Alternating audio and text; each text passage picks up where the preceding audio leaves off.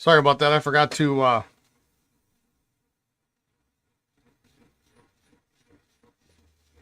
turn on the YouTube side. Welcome, everybody.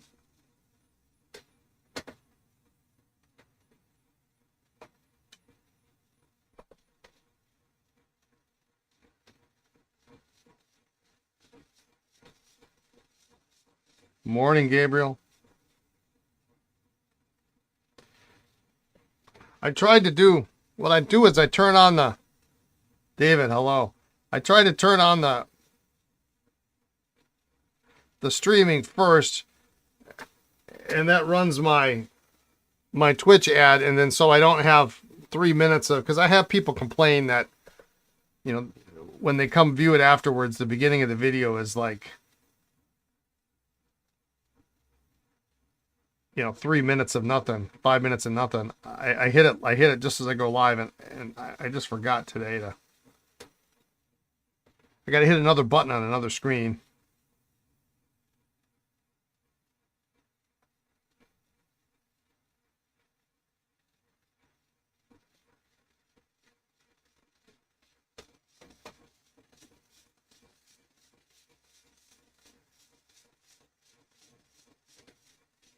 So today we're cleaning up a 1920s Wahl.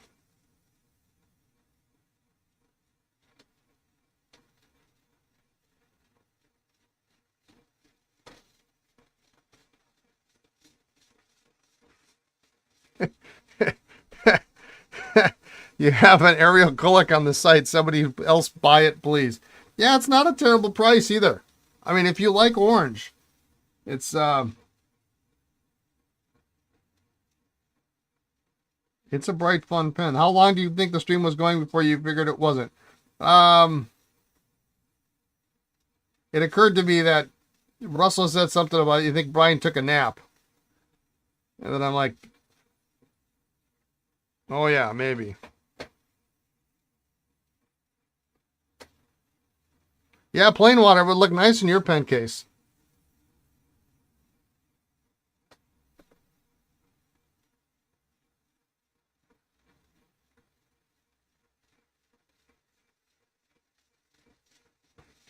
Colin keeps almost buying the orange Kulik. Now, I should say I don't know for certain it's a Kulik. Probably is. There are some other people who do it, but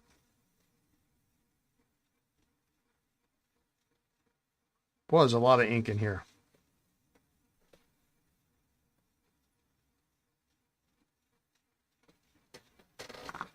So I'm going to go back for the sake of the folks on the YouTube side that didn't hear my hear the opening start of this pen anyway. Brad Trelli might be, but it looks Kulik to me. Yeah, that's what I thought. So this pen has got an engraved for George S. Wilda.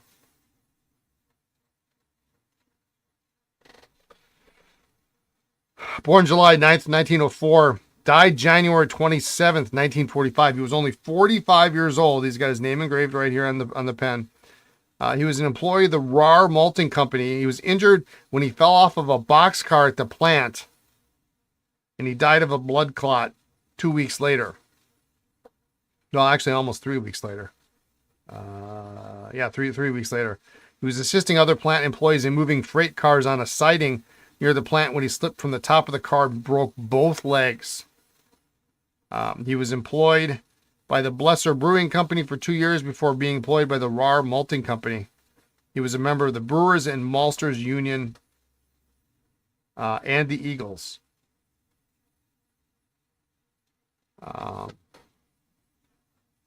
So that's the story behind this pen. Very, very young when he got this pen. Yeah, it's horrible.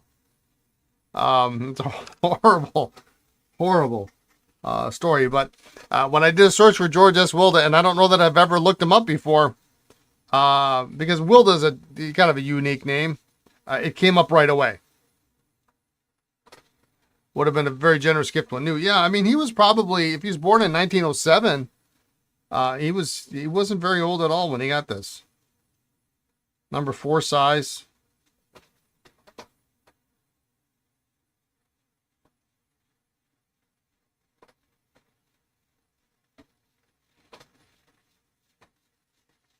The beautiful nib. And I was actually watching an old podcast from 14 years ago when I was talking about how Lisa got this for me for my birthday. Actually, she might have gotten it for me in 2010. Maybe a graduation present? Yeah, maybe, huh? Yeah, I mean, it had been in 1925 when he was 18. That tracks, right?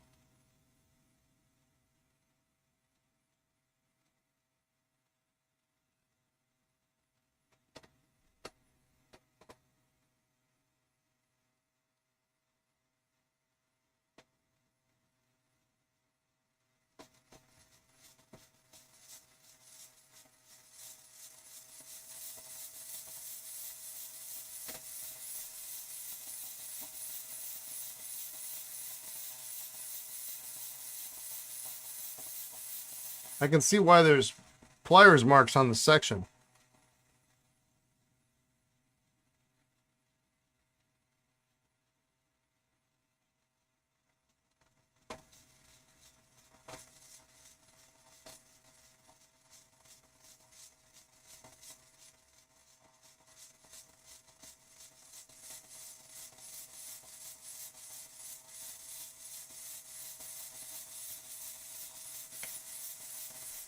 I swear I've had it open. Maybe I haven't. Maybe it just had a sack in it. And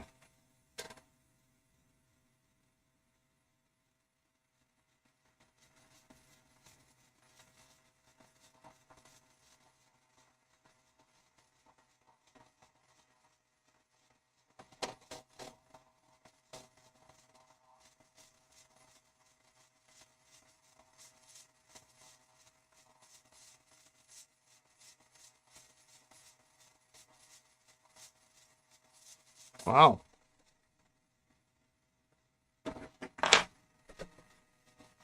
Was it engraving on the pen look hand engraved? Yeah, it was hand engraved for sure.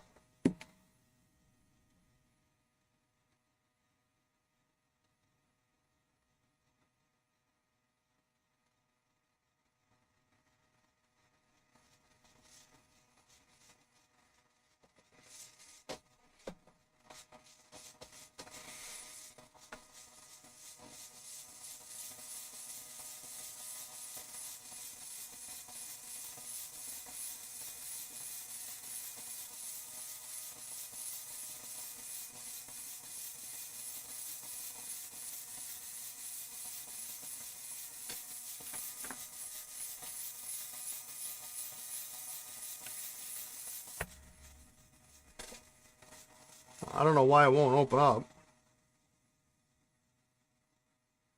If memory serves, sometimes these are not, these are metal. They're not metal over hard rubber.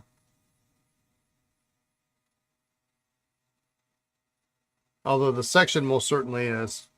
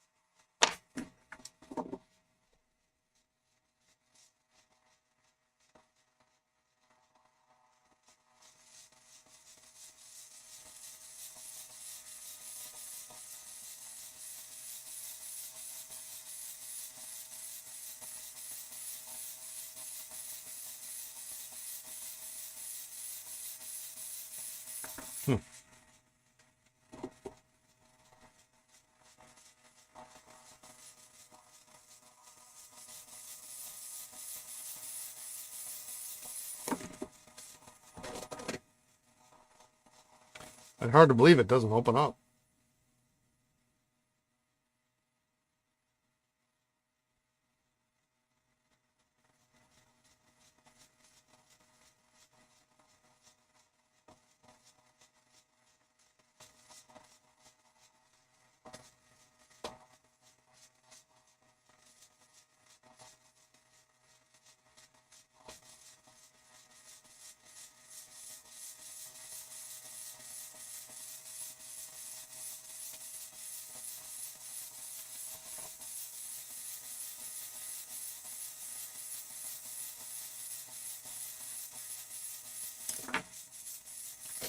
Well, we're going to soak them a little more.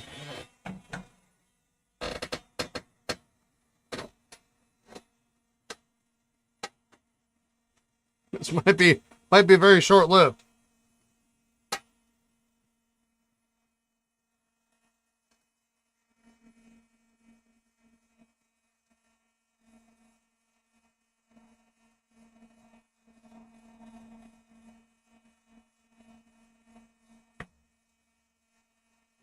All right, well,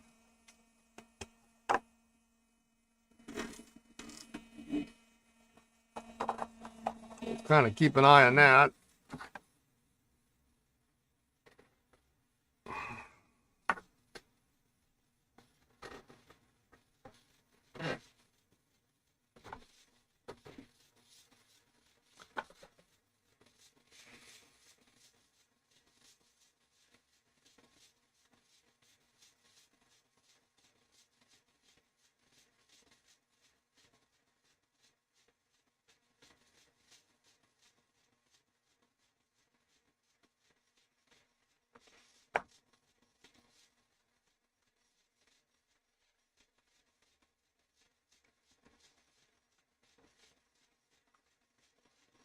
What a super cute little ring top.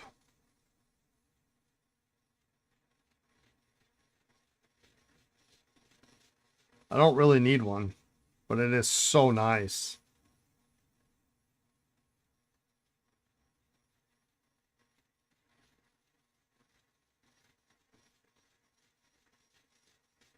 Cool pattern on it.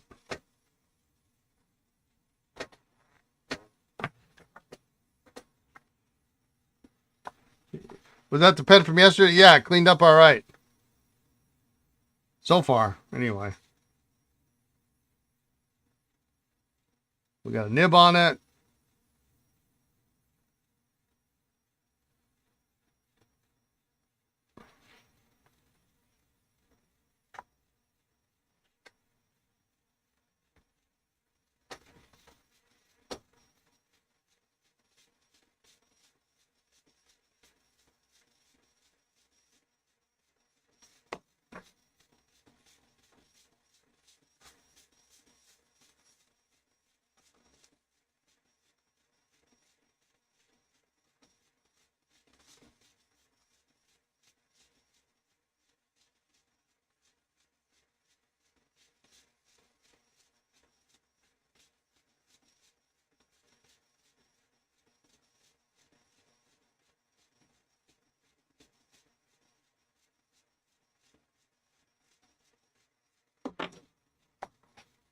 Get this guy together.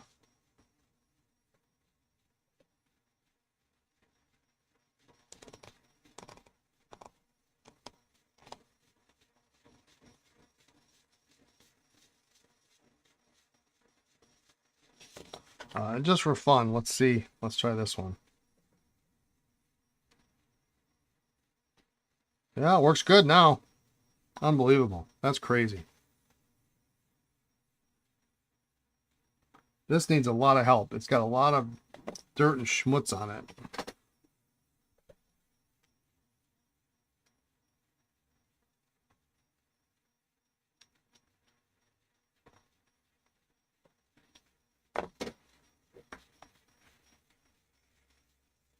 Just a little heat helped that snorkel, yeah.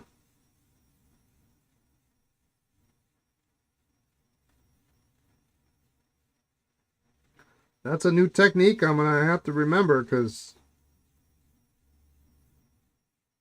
it must have been just slightly out of round.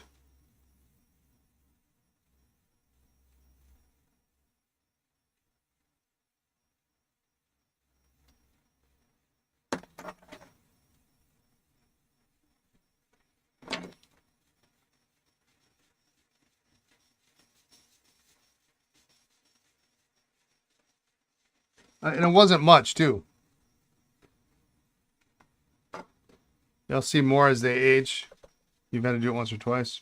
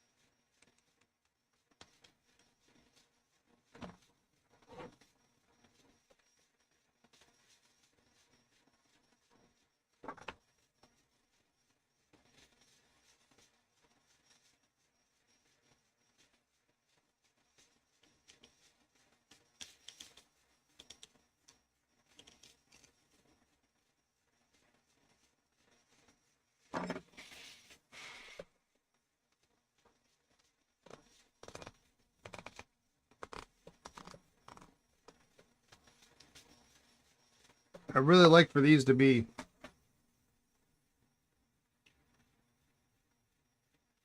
nice and smooth.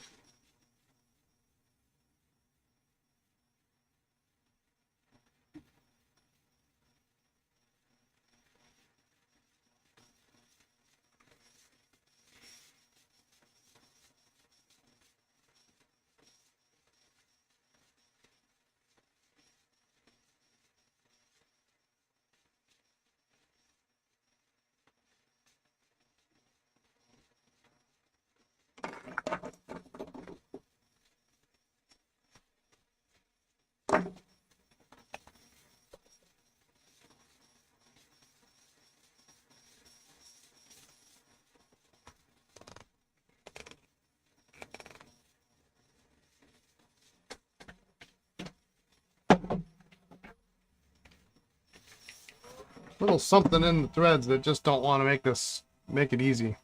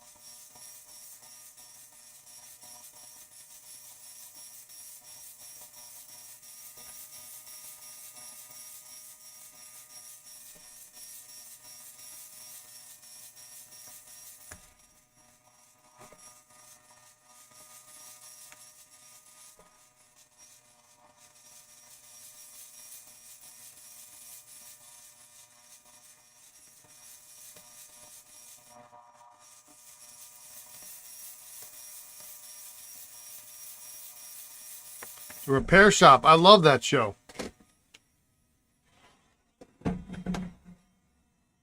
Sadly, it's really hard to get.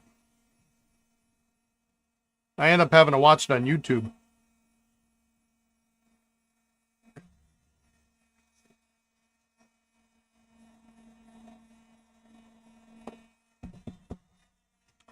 All right, so we'll do these 4 first.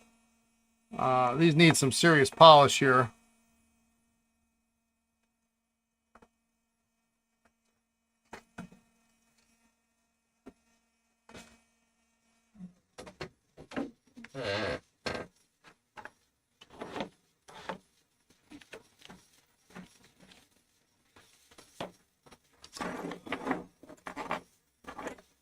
There's a repair shop in Australia.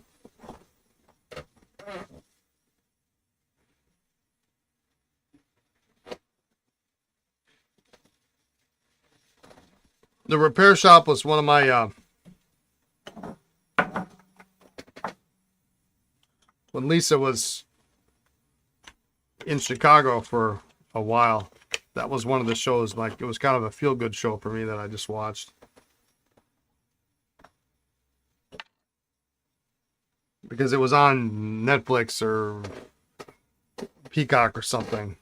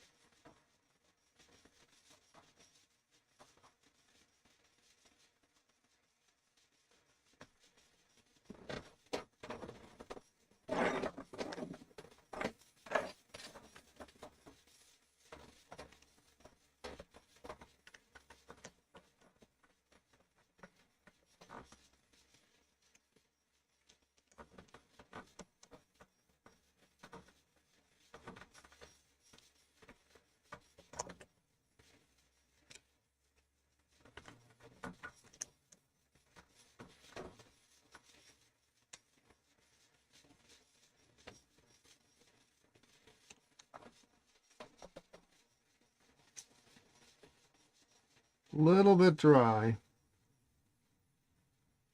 A little bit tight.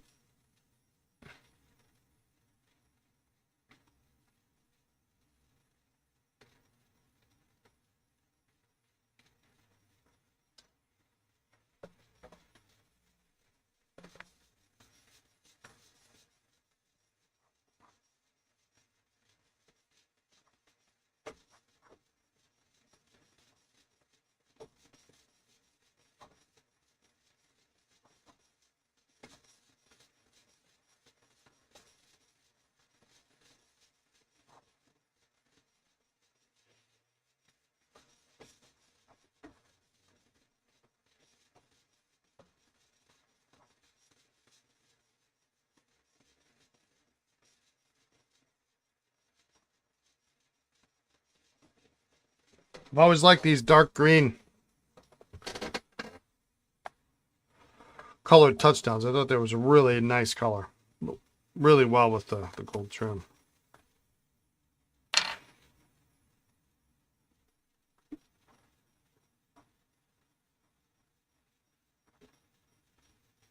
Nice big nib.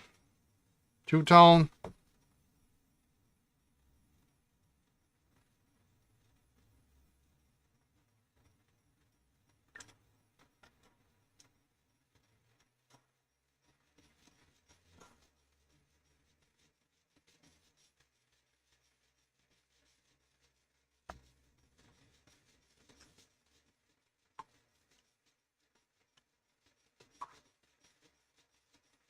would say maybe even slightly more uncommon in the open nib than it is in the conical nib.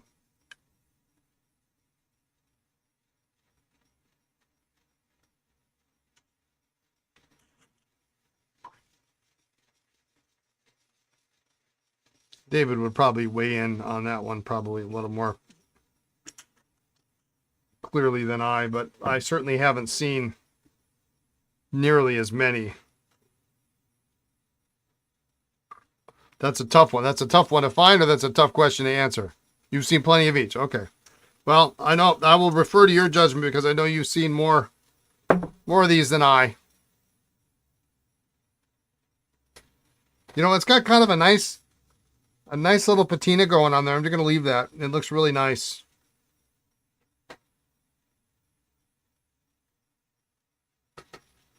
The conical nibs tend to stand out more. Yeah, I mean, you notice them because it's like a whole lot of gold.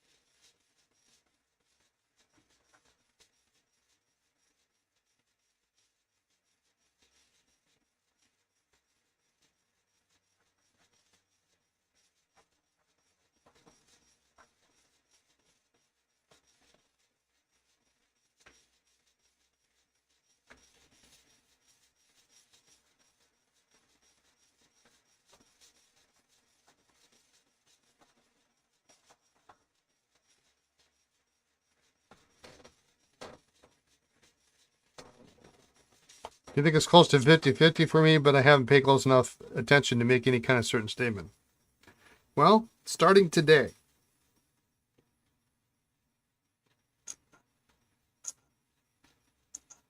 We're going to pay attention starting today.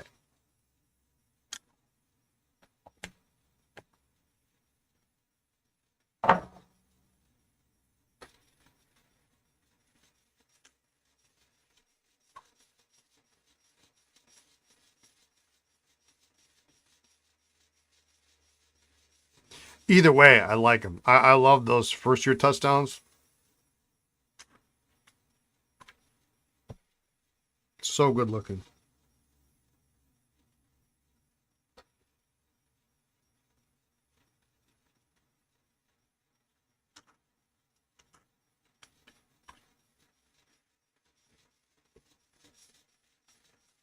Except for the thin barrels, yeah.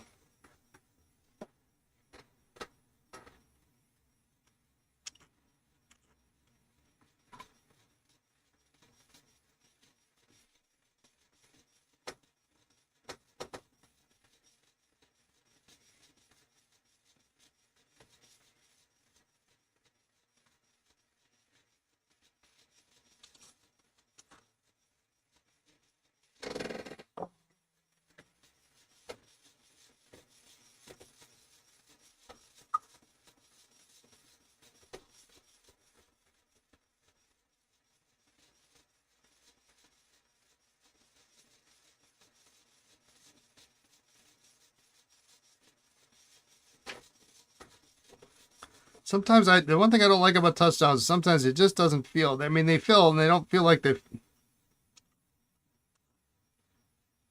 And this one's coming out the back. It looks about right.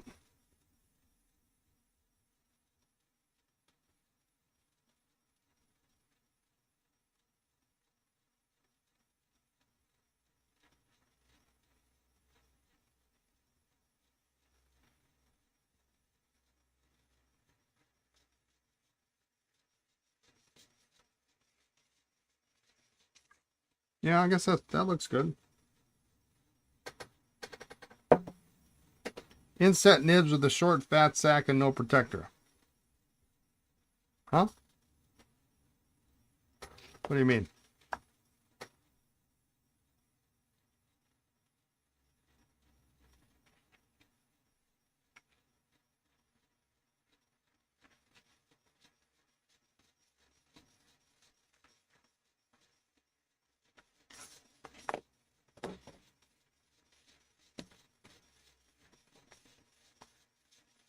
First touchdowns. First touchdowns wider. Yeah, they use a 17 instead of a 15. Large O-ring.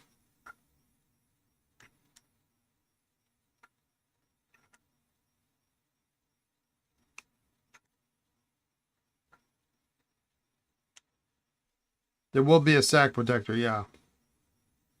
Just like any other touchdown, they're just bigger. Yeah, it's a real comfortable size, yeah. But, you know, thin was in, right?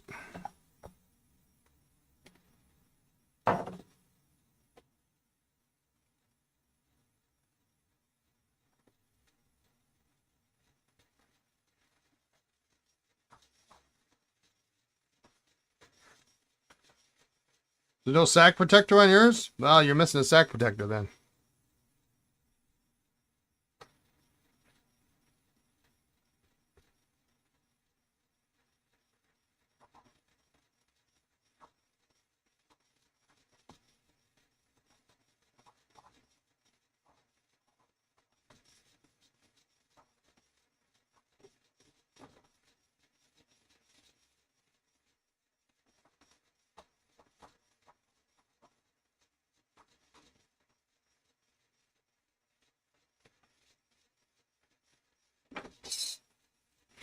What do you mean, no? A first-year touchdown with no sack protector?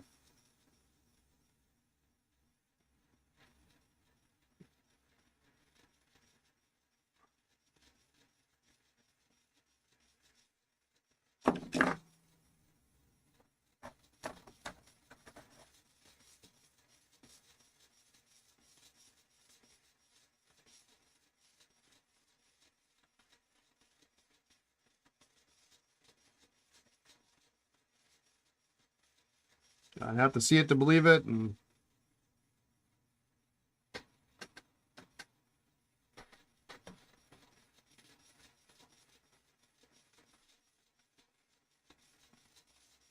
there we go. That's better.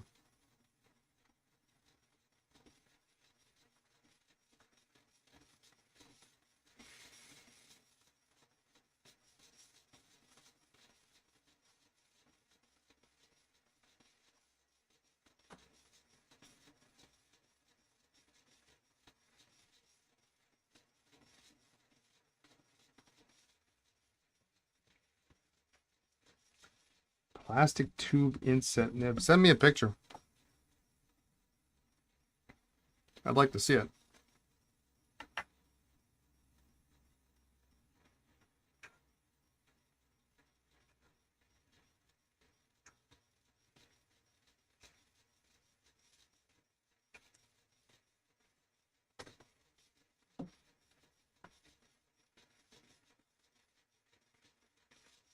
Yeah, I was wondering if it might be a late Imperial or something.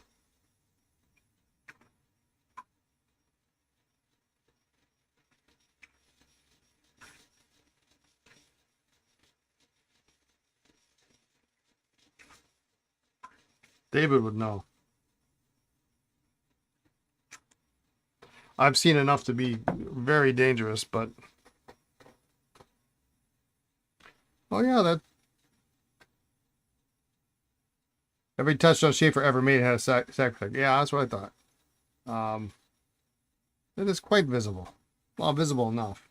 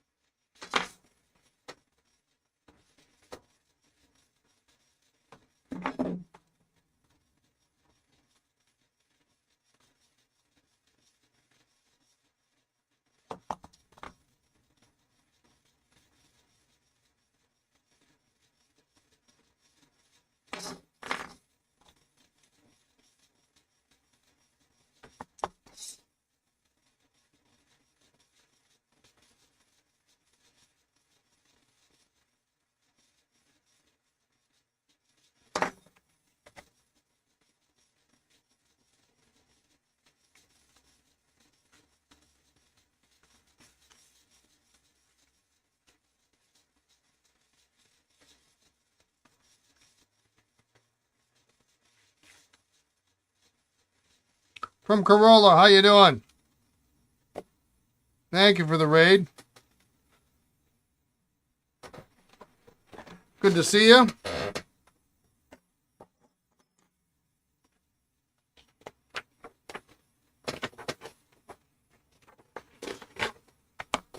You're just in time to test the parts bin Wahl, as we're going to call it.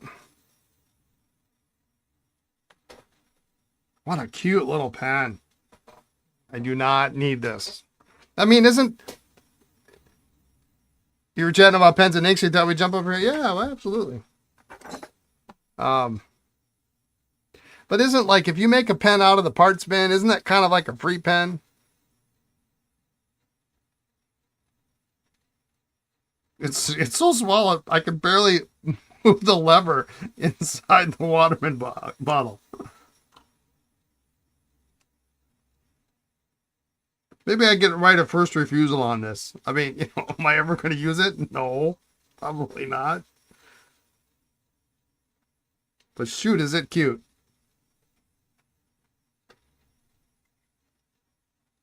I mean, that nib is probably better suited off for a larger pen, but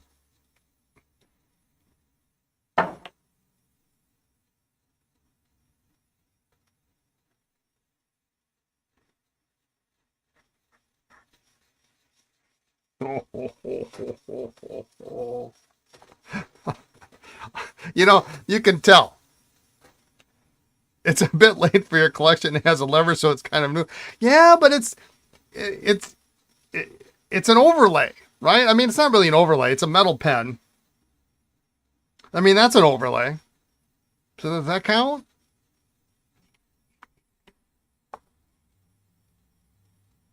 I mean, I go up to the 1930s. Just under. On the other hand, it is free. I mean, free is hard to beat.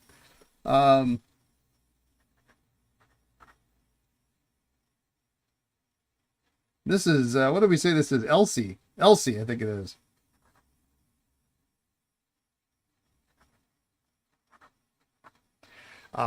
It might cost you money not to keep it. It might. I'm going to find out that this is like some rare pattern. It's probably not. It's such a cute pattern. This engine turned.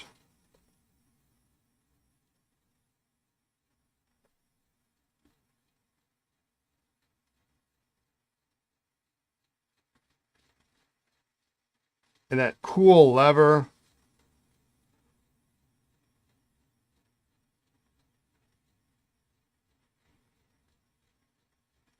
And it's Wahl. It's not Wahl Eversharp. Like, I kind of draw the line, sort of, at Wahl Eversharp. I've got one. I used to have a Skyline. I don't think I have it anymore. I think that didn't make the cut.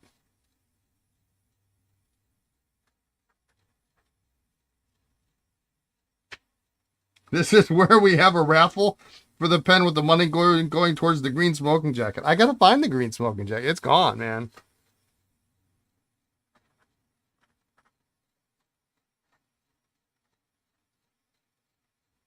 This is nice. What is this? 14. Patent applied for. Gold fill. Does it say? It's yellow gold or yellow or green gold, I guess, depending on how you look at it. It is a seriously pretty pen.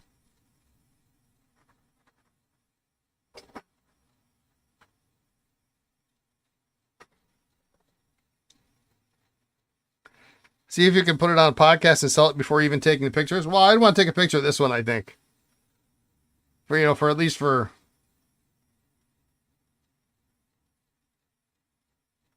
Man, that's nice.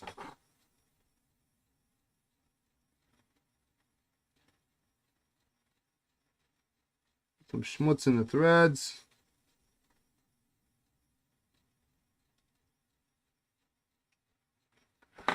I'm not normally a Wahl guy, but I like the metal pens.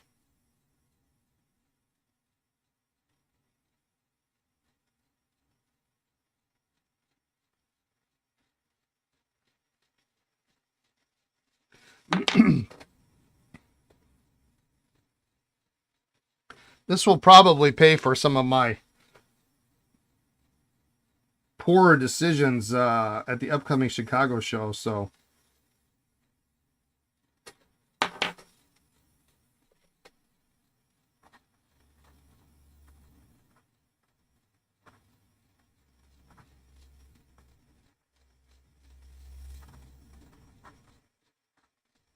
nice posting.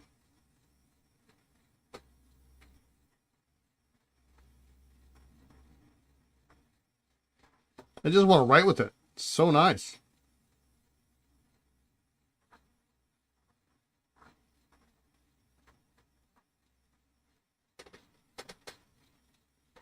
You know, so what it's going to mean is I'm going to put a price on it that if I don't sell it, at least I can look at it in the case every day.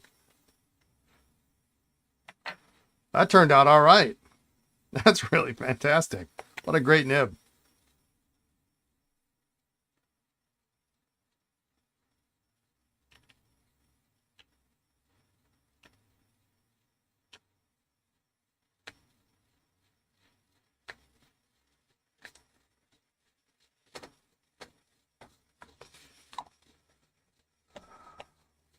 I should get that bag out and see what the larger pens are in there. And look out for some nibs for those in Chicago. Buy-in seal over. It's nice. It's really nice. I find that when I really like a pen, you know, I mean, I have my generic, you know, stuff that I write on the sheet to tell me what I need to know, and then when I go do the listing for the pen, then I kind of read off the sheet, and I can infer from whatever I write here what I need to do to make the, you know, write the description. You know, nice nib, and it's got a little feedback. I mean, it's got, you know, visualized section. It's amber. It's, you know, whatever. But, you know, so it's only a couple of sentences, give or take, right? And when I get done with it and I still want to write with it and then just start writing miscellaneous crap down, I know it's a nice pen. That's nice.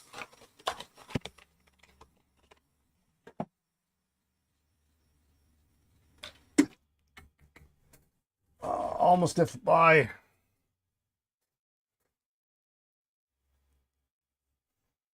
Here's the other one. Let's go see what the other one looks like. I had one yesterday.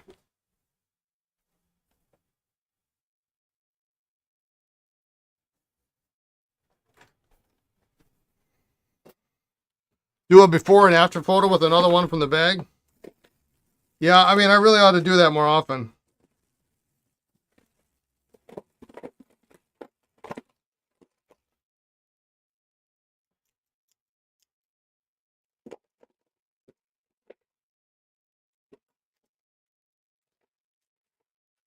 There was another full size in here. What's that one?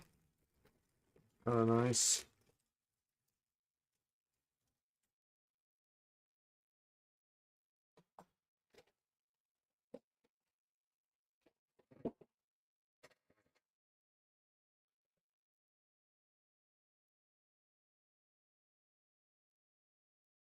Little different kind of a chevron pattern.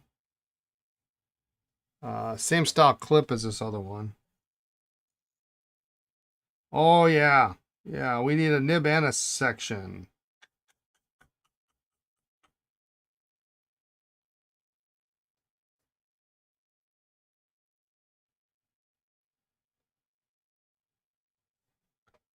Is this the same pen? This is the same pen. Pretty much. It's a little shorter.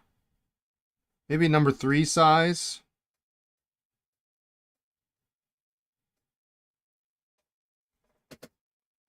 Let's see how the cap lines up.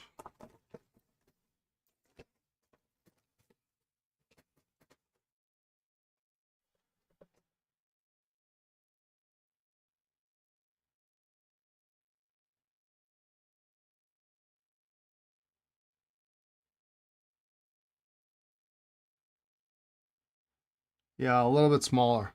A little bit smaller. But bigger than this. So this is a 2. Which technically, now see, now that I've done this, I could probably put that nib in this pen, that nib and feed in this pen.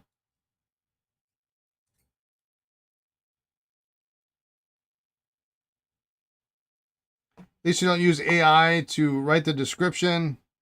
You're finding more of that done on eBay. Yeah, I don't get it. You know, I really don't.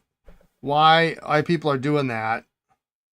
Um, because you almost have to type as much stuff in to get it to come out. You know, well, what do you want to tell about? Well, I've got a Wahl pen from the 1920s in yellow gold with the 14 karat gold. I mean, you know, you're already saying everything. Just put it in the right damn order. Stop being lazy. Right?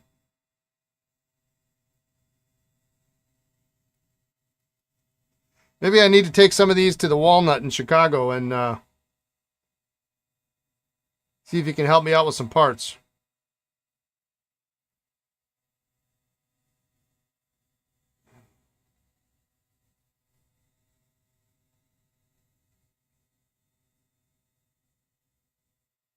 You think after this vacuumatic phase, you need to look into some metal walls? Gabriel. Are you done with vacuumatics already? I mean, you just started vacuumatics.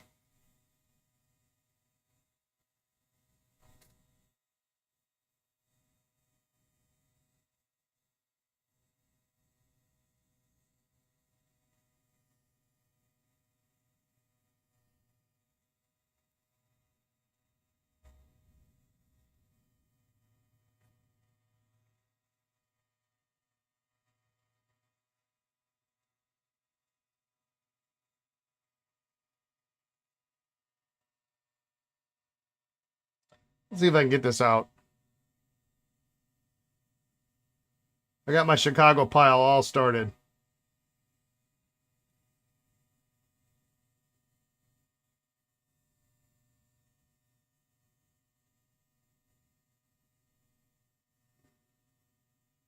If I can get the feed out, we can just drill this out.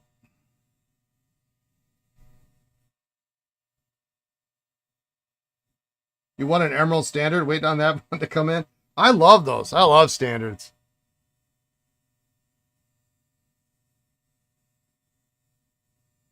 It may be my favorite model.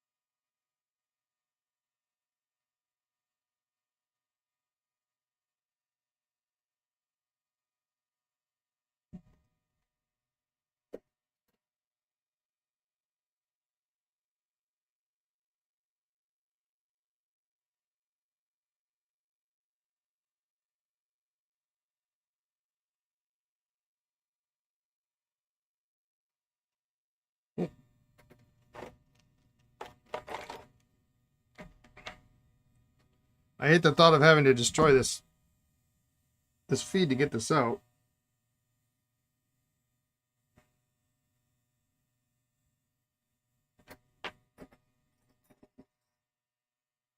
You like the 51 vax? You know.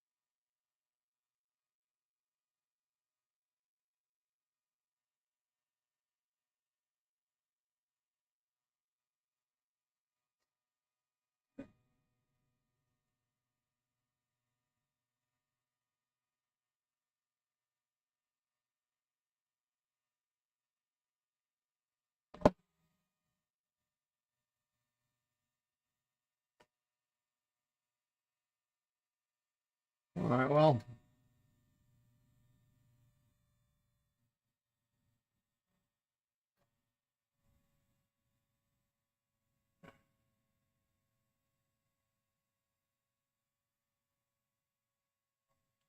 All right, feed came out.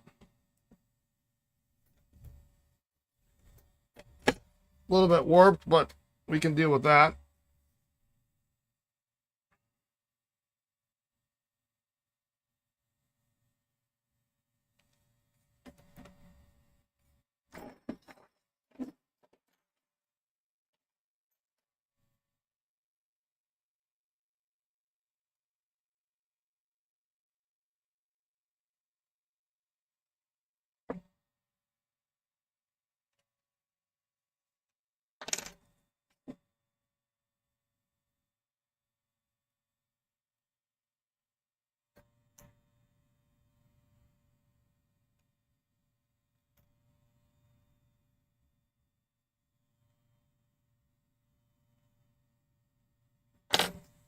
Just a little bit too...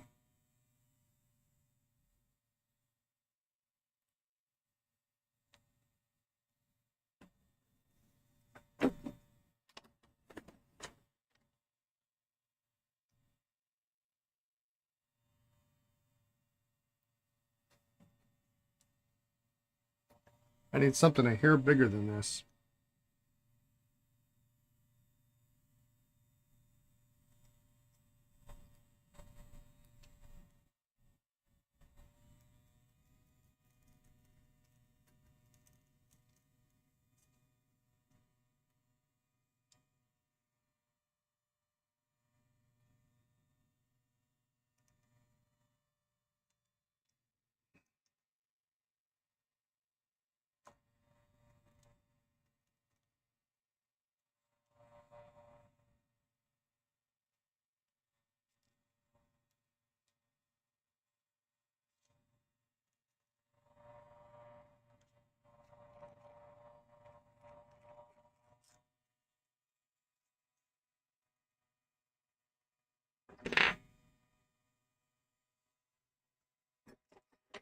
Well, it's kind of like this bend here. That section just won't come off.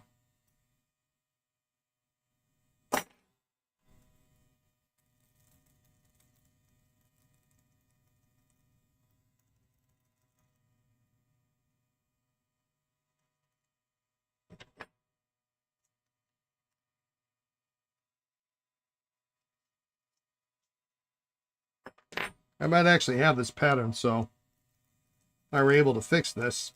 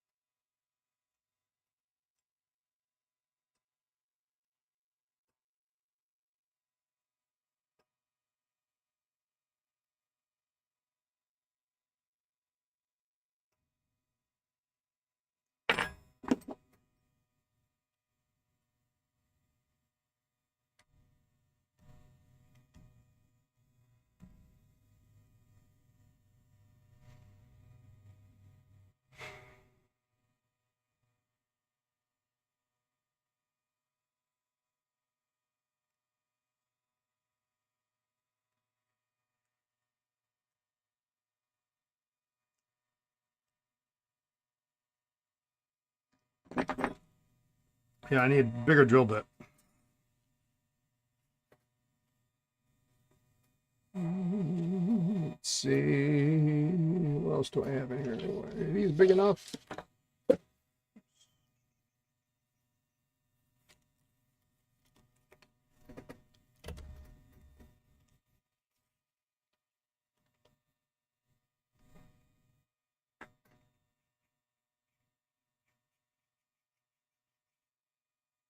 Not quite.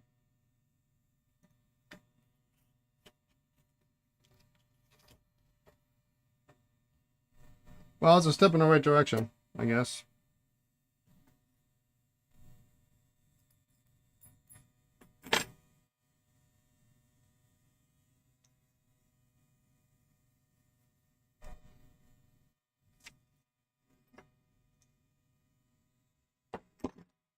Well,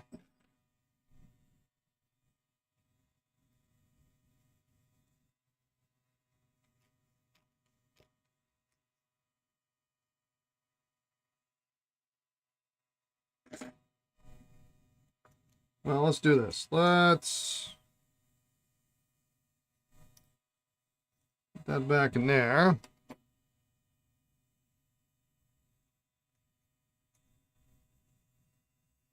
We're going to set that aside. Let's take a look at this guy. This guy, what? This needs a...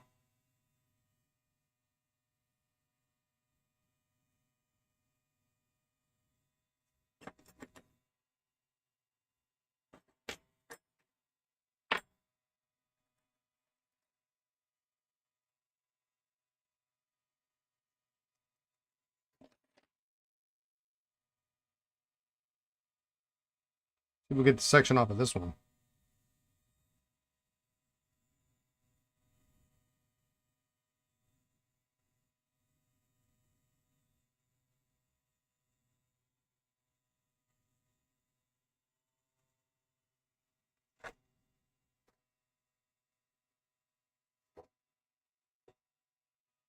Yowza, it's hot.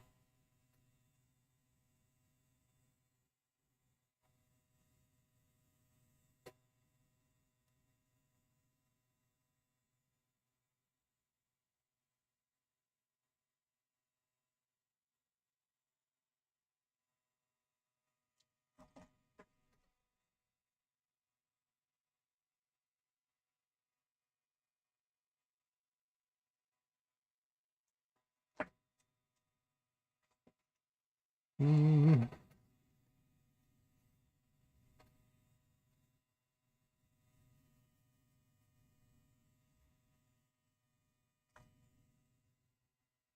Just out of curiosity, just polish this up, see if this is going to be worth...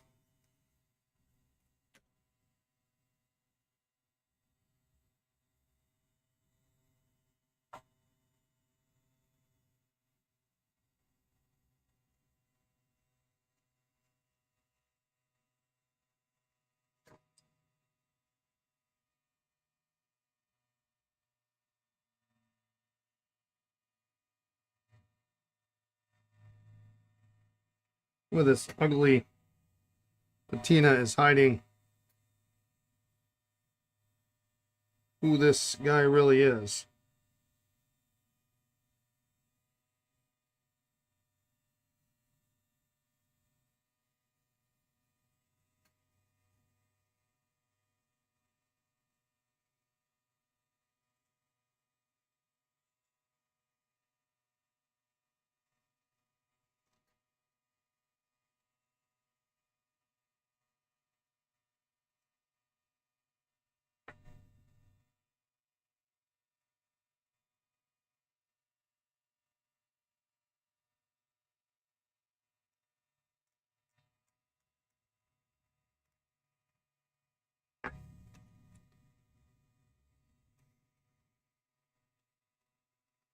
All right, Juicy. See you next time.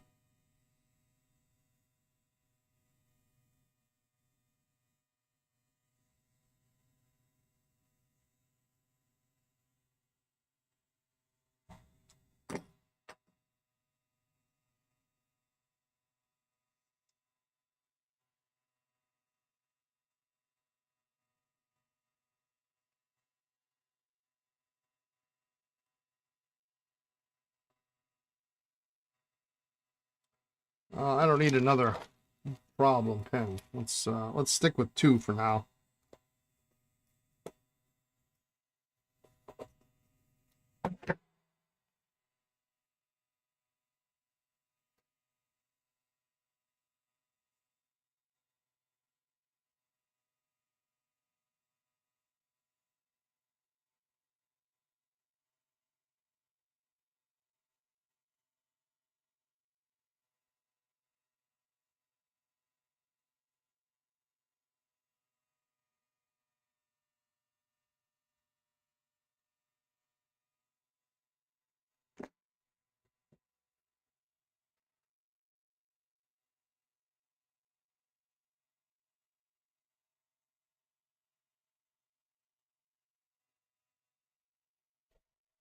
Hmm.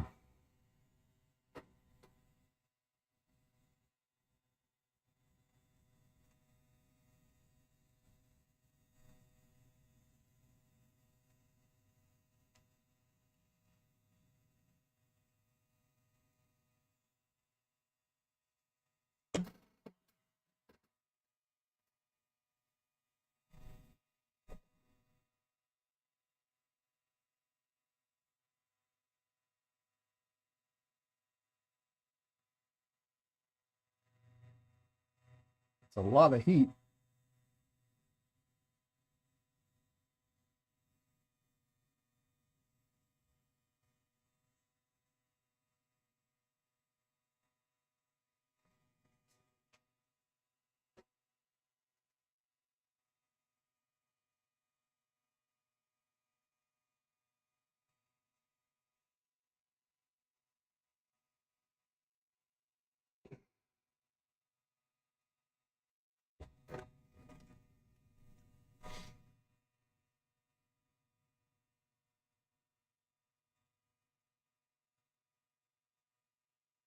Yeah, the sack is totally toast. I can tell.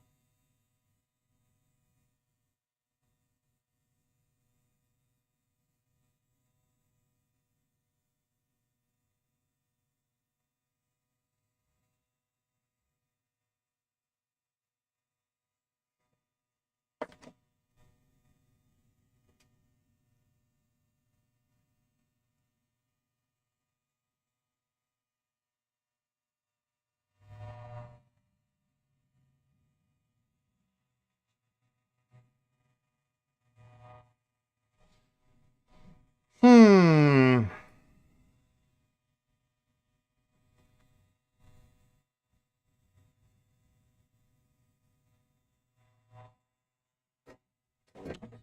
Maybe I'm just gonna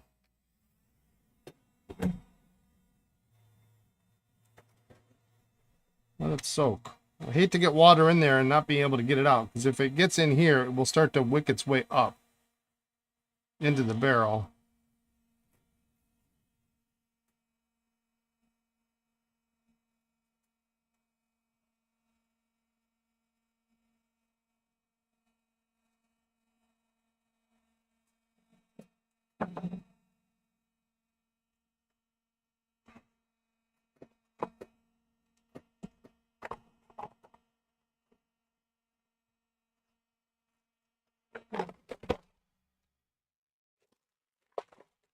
But then that's kind of how a lot of these.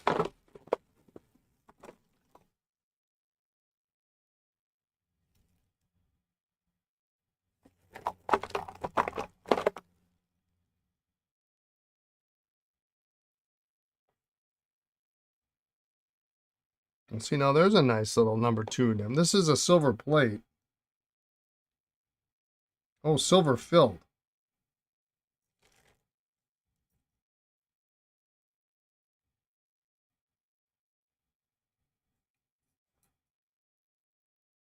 I think the lever's actually in there.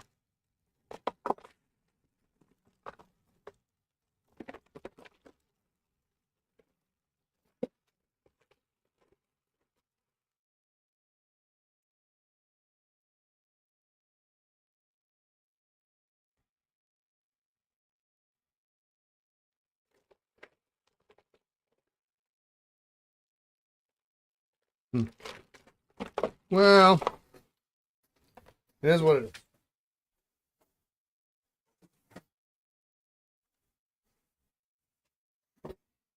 We'll keep working on that other one.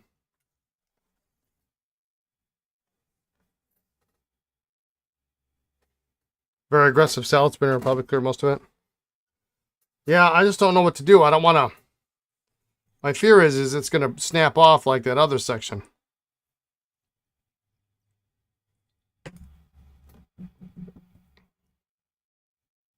It's got to be hard rubber under there. Just like this one. But maybe the water will help.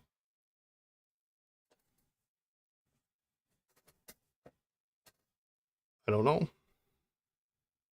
Will the nib and feed come out easily from the front? I don't know.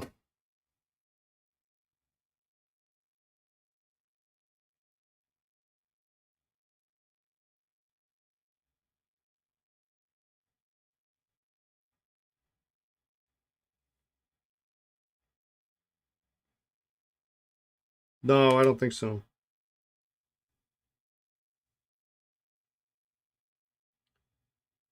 The nib is tight, and there's actually a tiny hairline starting from the breather hole. So I don't want to put any undue stress on it.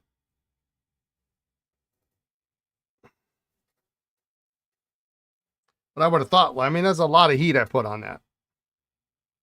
I would have thought that would have done something.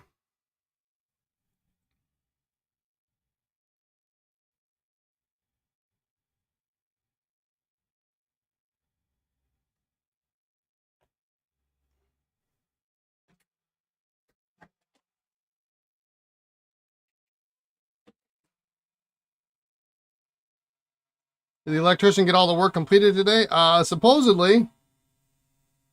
He was in and out within like an hour.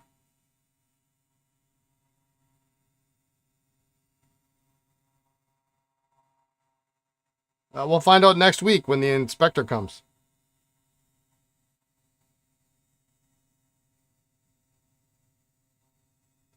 The inspector could have come as early as Friday, but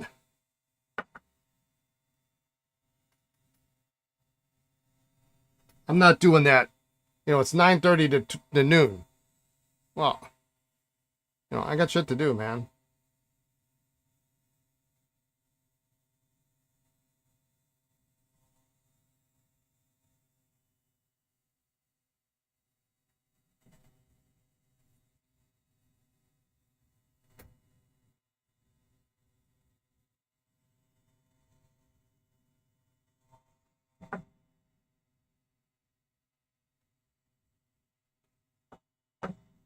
So we'll find out next week.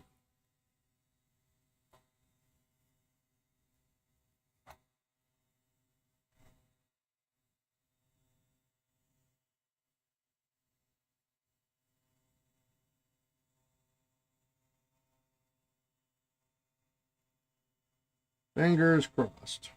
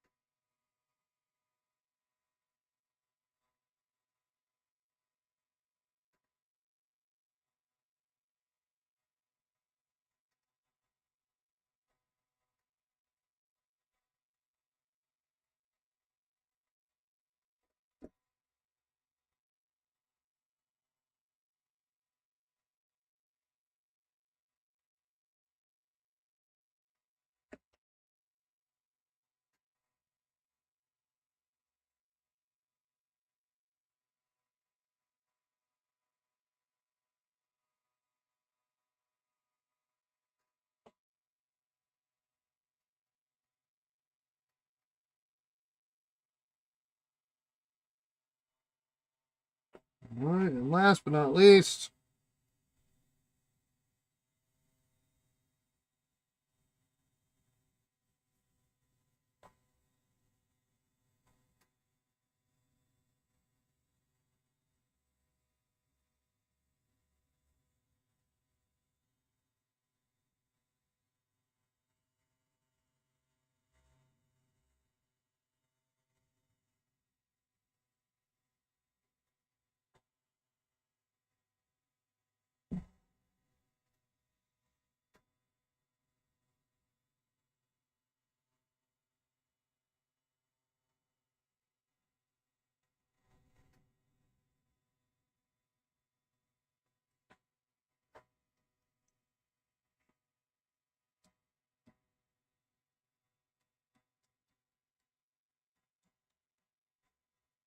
all right.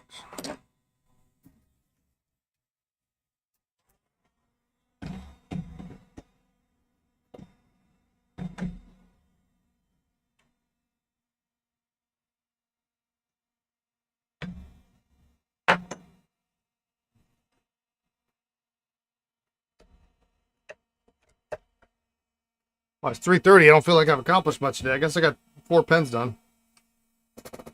You know what? I'll just spin those up. Think about it.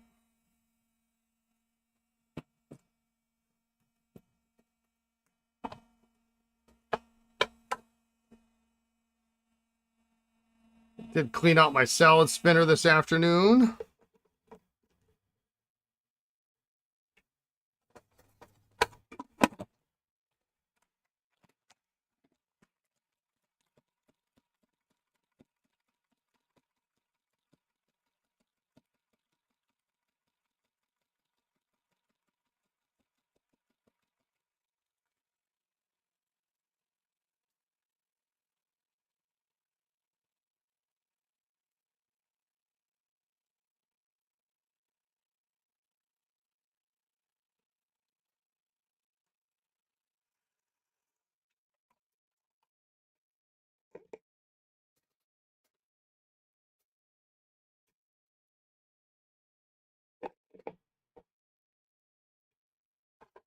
A reminder for those that are in the Wisconsin area,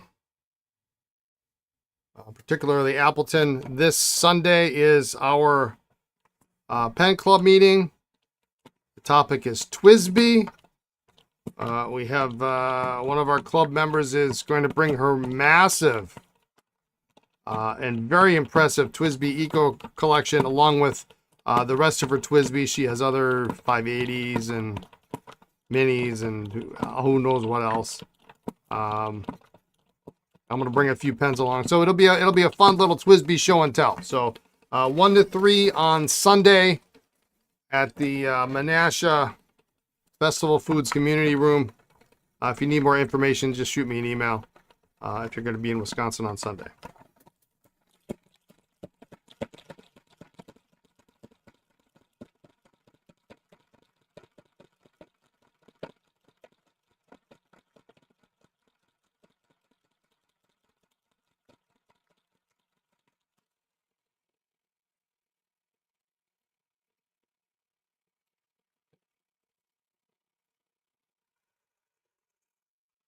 And unfortunately, we have it on Sunday, and then Monday, my order with the new TWSBI Eco root beer is coming in. So I won't have it for the pen club meeting, but that looks to be like an outstanding pen. It looks really great.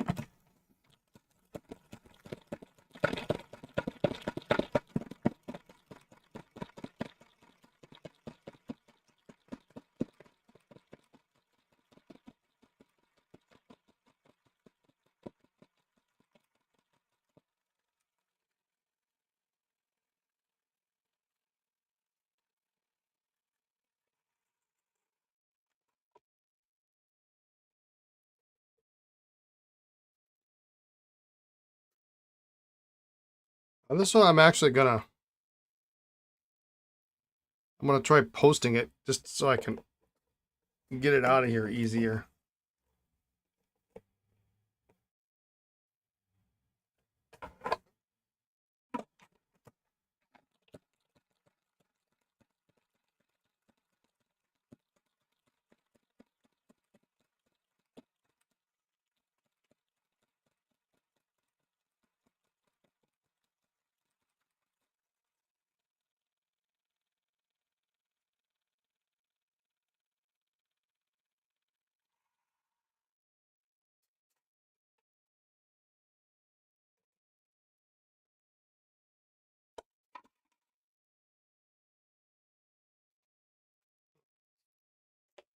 I was just afraid I'm going to forget those.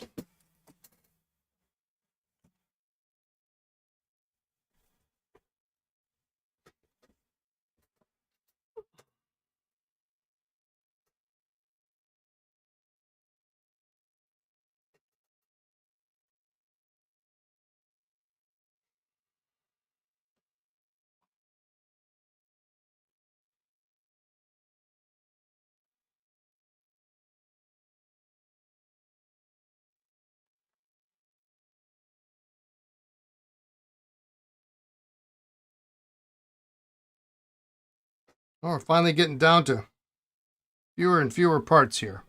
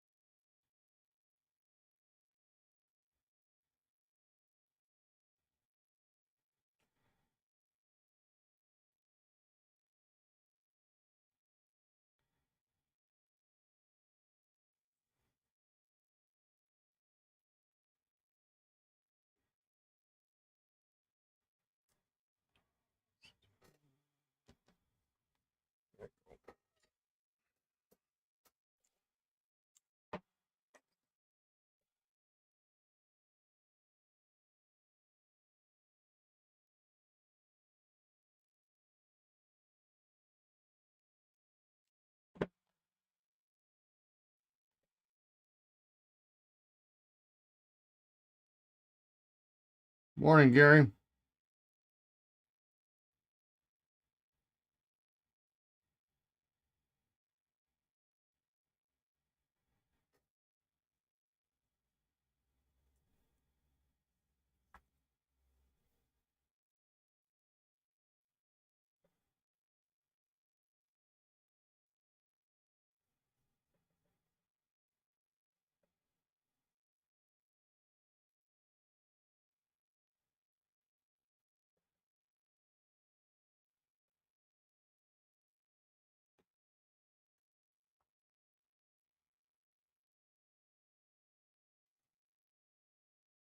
How are things in the down under?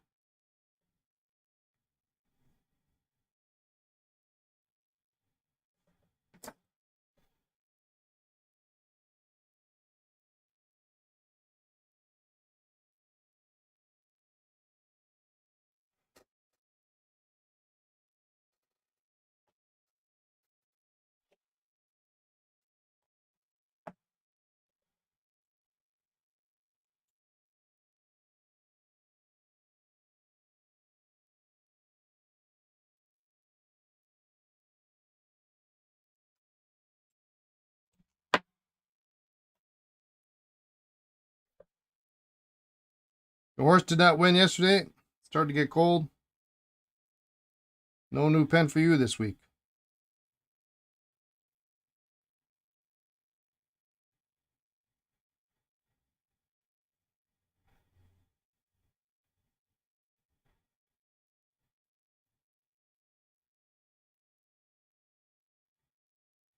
You did pick up a 242G for a good price. Nice.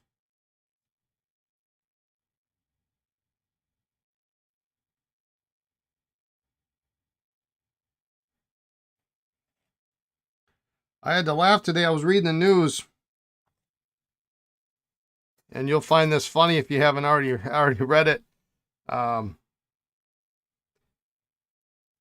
was an article on an interview with Tadej Pogacar and about his experience at the Paris-Roubaix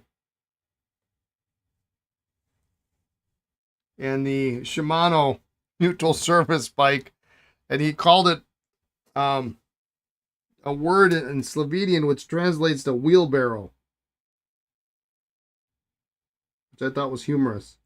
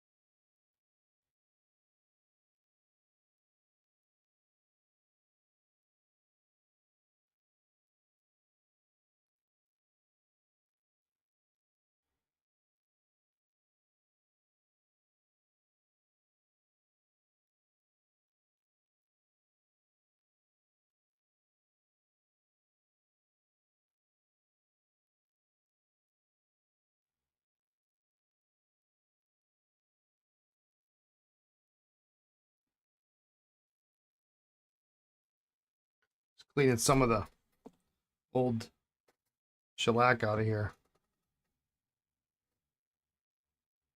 G. Santa had a graph showing winning times for Roubaix since its inception. The increase in winners' time is amazing. Yeah, yeah.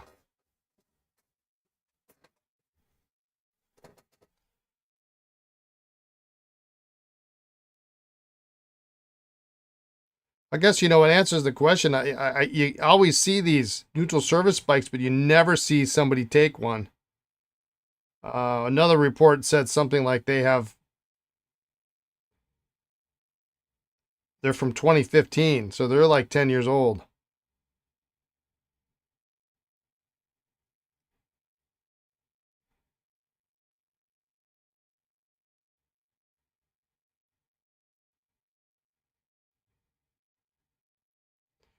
I also don't think some of those time analyses are very fair comparisons, because we've heard time and time again, especially like during the Tour de France, that when the race was not being televised, the riders just simply did not race. And then when you would see the helicopter come around, they knew that they were going back on air, and so they would start racing.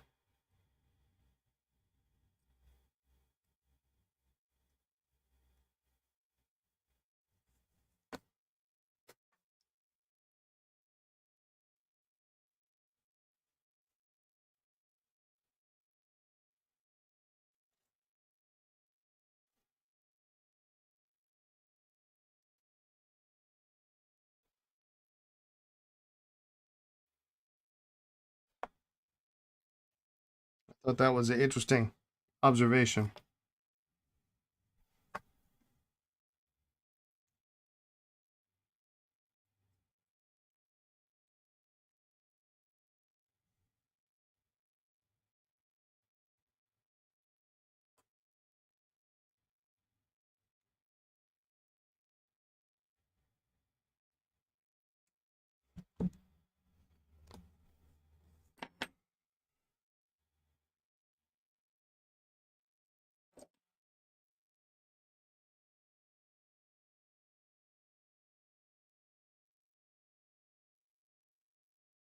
They're putting down the number of punctures to the lower level of tire inflation. Yeah.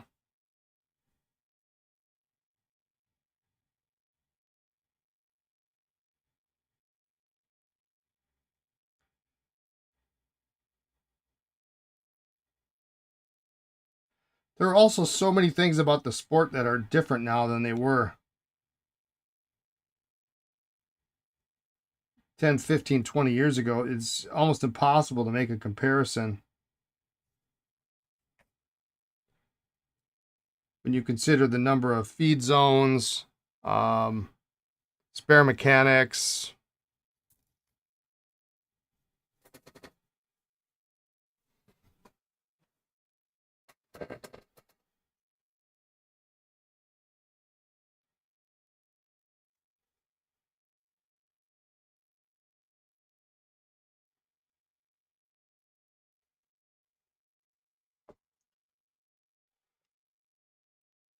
So they're not wasting as much time as they used to.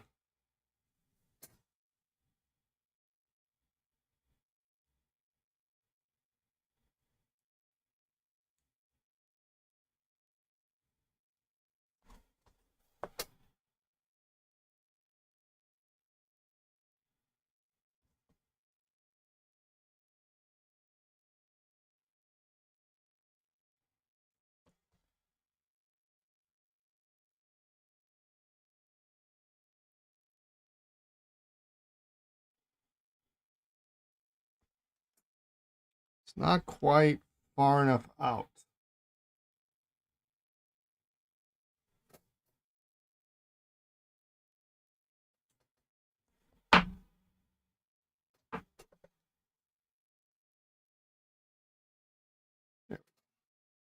Now, I'm still probably going to have to seal those. I just want to get them.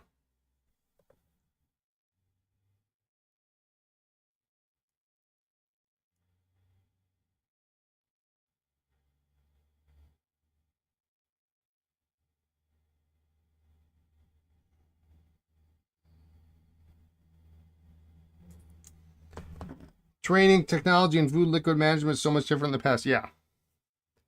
Yeah.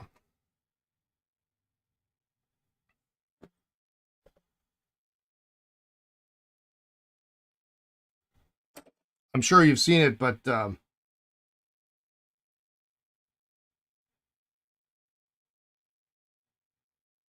movie A Sunday in Hell about the, what is it, the 69 Paris-Roubaix with Eddie Merckx and Roger Devlaminek is a good watch.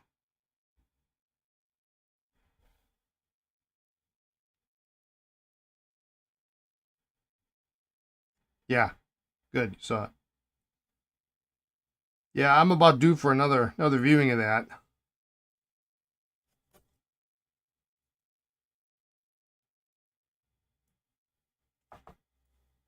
It does seemingly highlight Eddie Merckx's obsessiveness with saddle height and bike fit.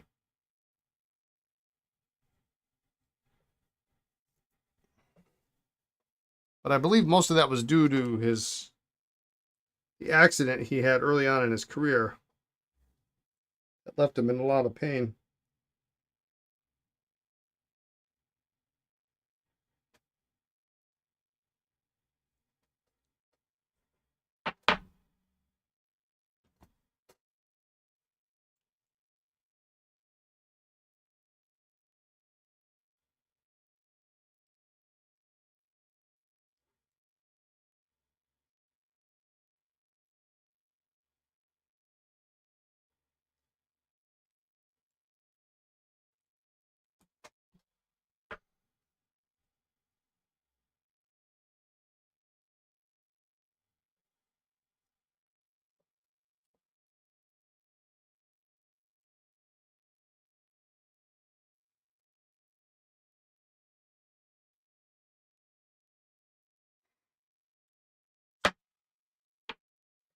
Doesn't want to come out. It'll move, it'll rotate, but it won't come out.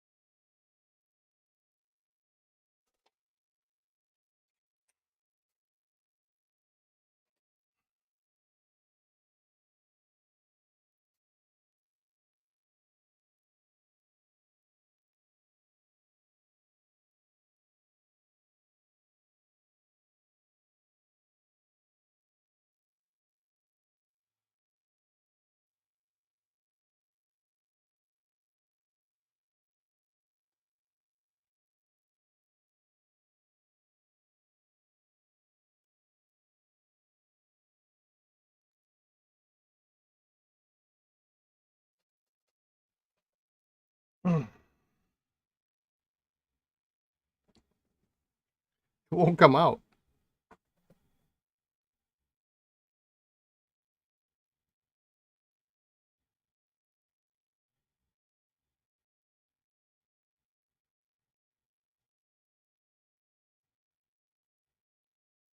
We went to go through the door and realized everyone was looking at me and there was someone behind me. It turned out it was Eddie.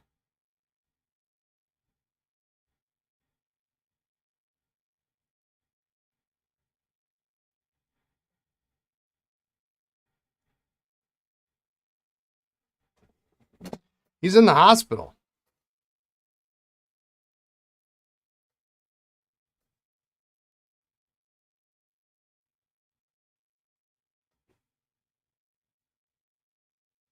He had an accident and he was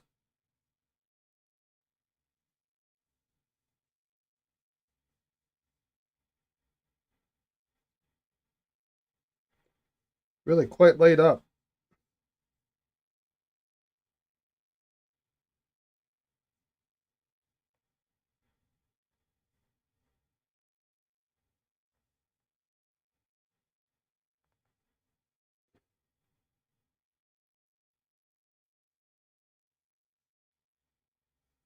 And I meant to heat this. In your local bike shop, he was so good, so down to earth and friendly. He was promoting his bikes. Wow. Did you get an autograph? Picture at least? You got Cadell Evans and Eddie Merckx, huh?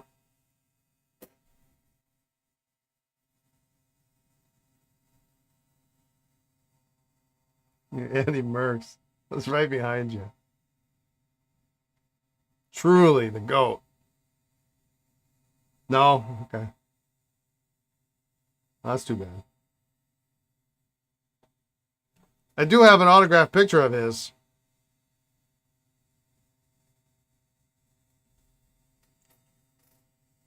It's on my wall of fame. I didn't get the autograph, though.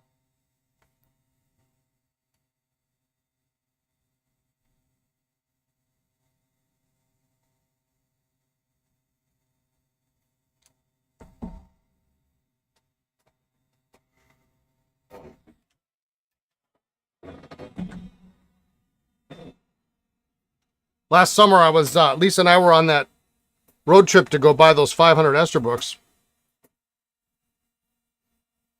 And I happened to be looking on Facebook Marketplace. And there was, gosh, what was it? 70, 71, 72, 73. Eddie Merckx bike for sale. Like in the same city we were going to buy the pens. And Lisa actually said to me, well, do you want to go look at it? What? Who are you?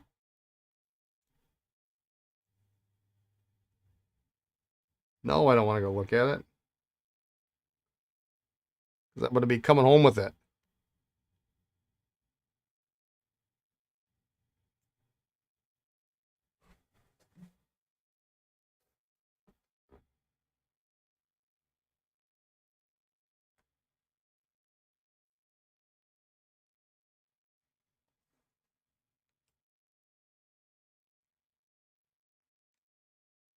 The price was right, too.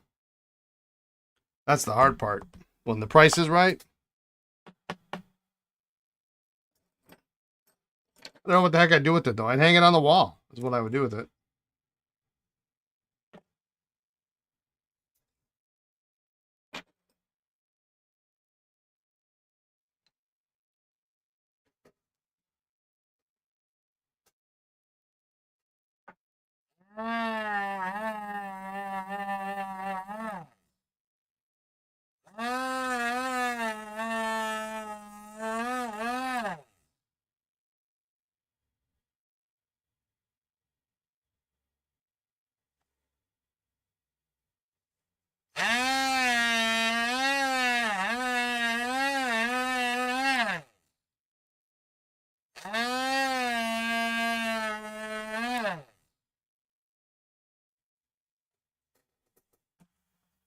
Above the bed?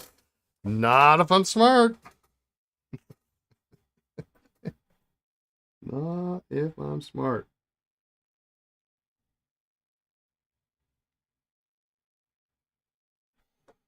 That's about the only kind of orange I can deal with.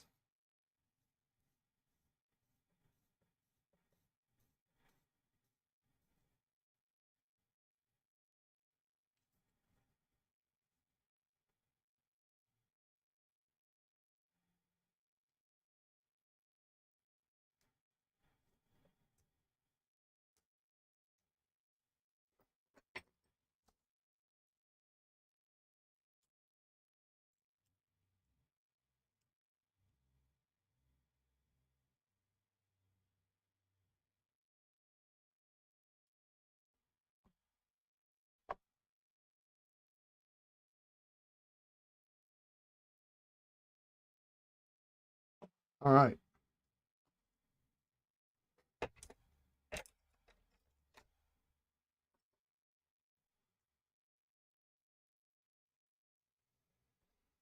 think what I want to do is I want to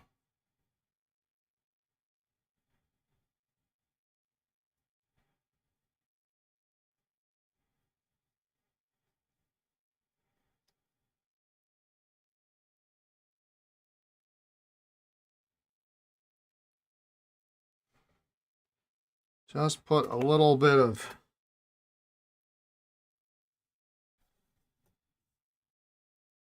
shellac.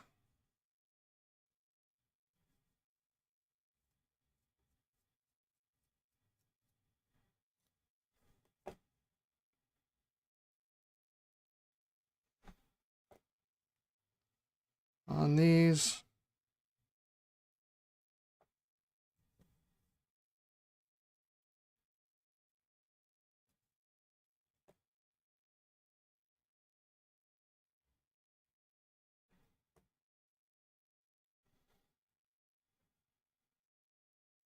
Yeah, we're gonna look at this sack protector now. It's since I was trying to crimp it, it's now a little bit out of round.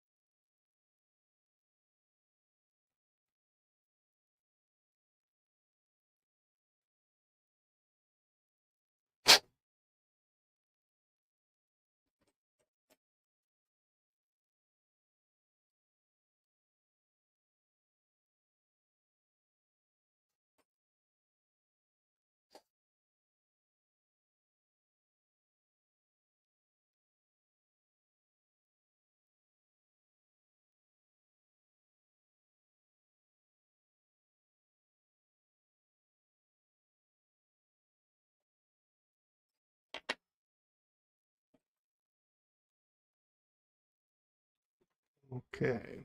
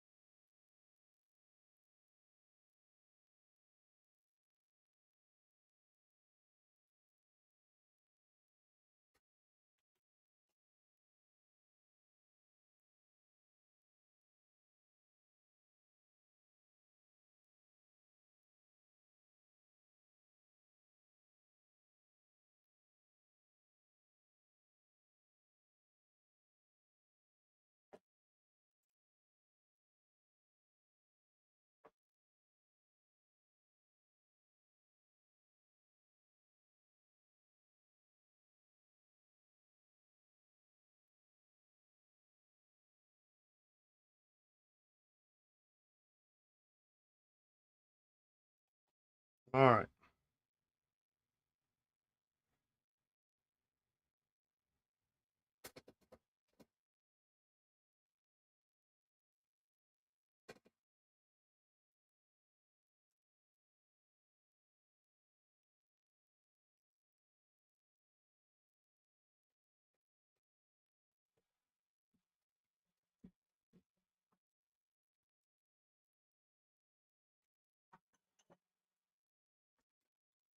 Let those sit. We can finish those up tomorrow, hopefully.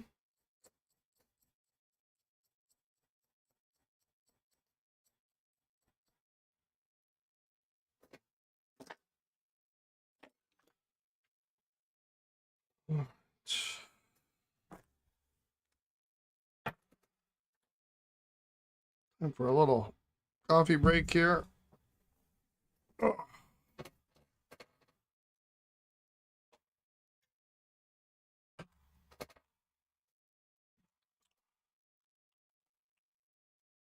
All right, where did we leave off yesterday? We got filling units. We got those apart.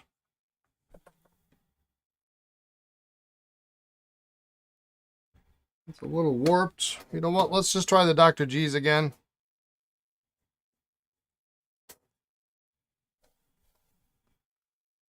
This one in particular, I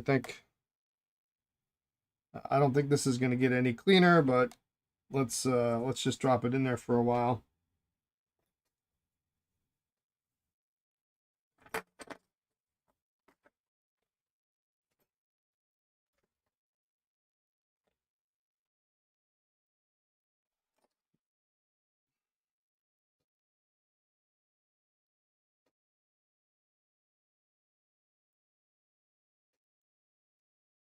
Clean up these fillers.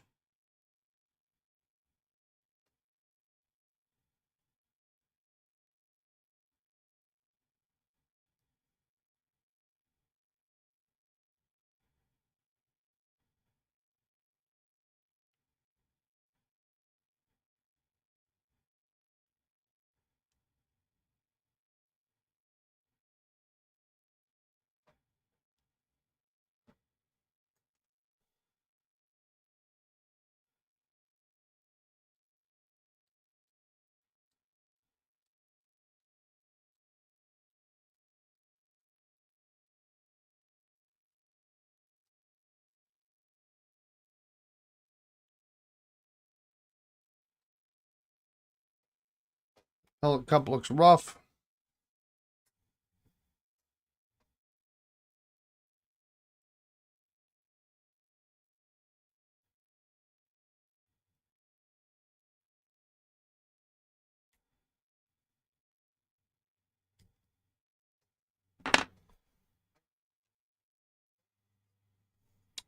Um,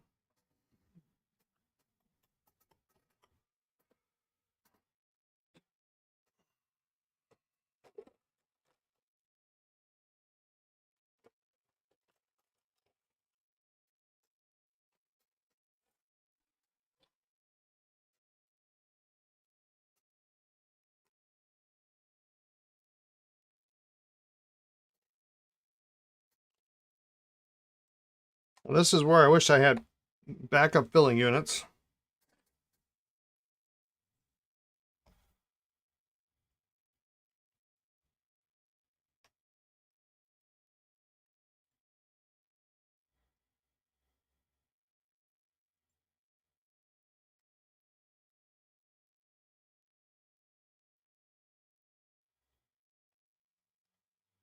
But we're just gonna do the best we can with what we got.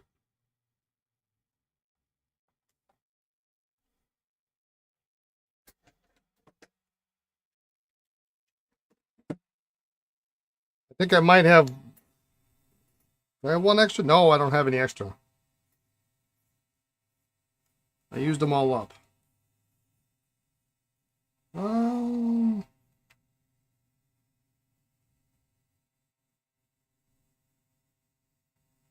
I might have one more lying around here somewhere.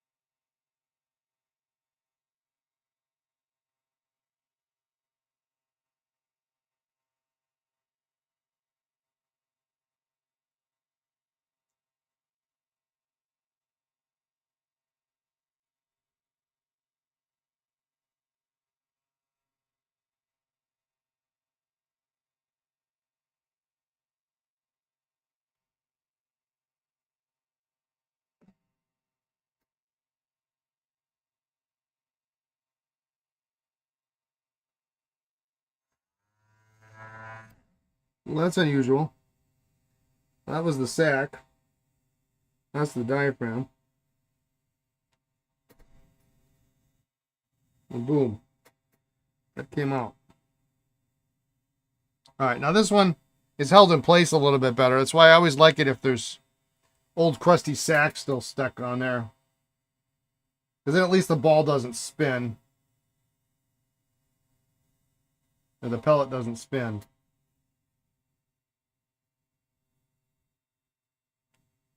as much.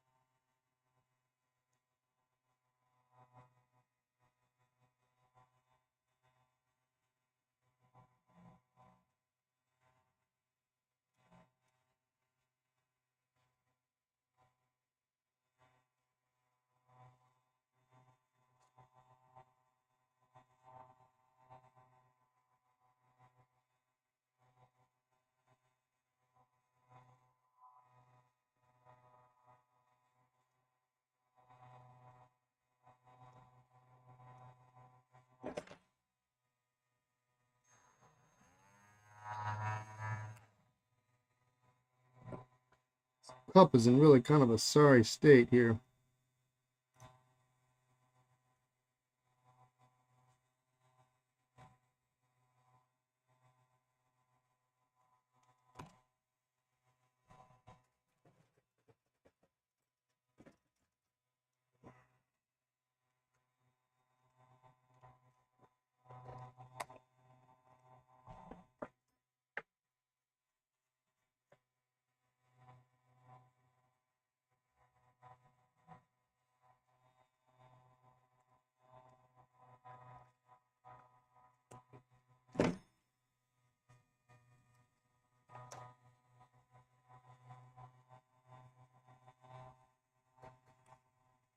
You got lucky last night, 2 fillers in a row. You were able to jab the pellet with the knife and pull it out.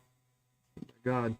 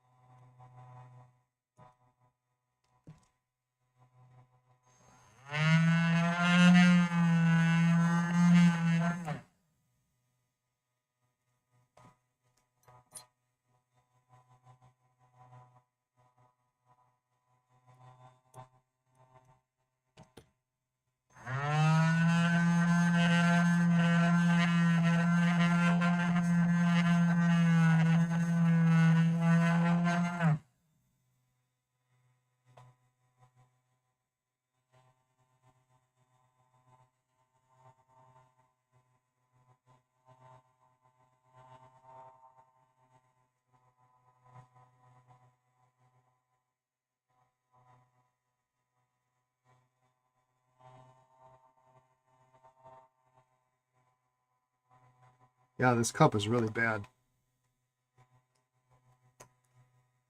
The Gabriel jab method. Nice.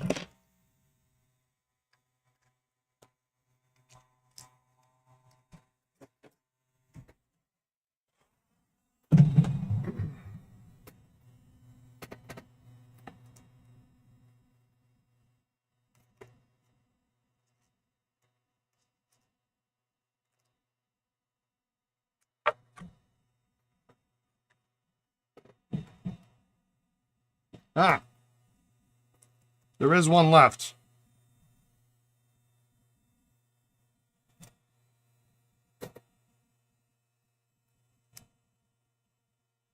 I guess it's worth putting on a double jewel 51, isn't it?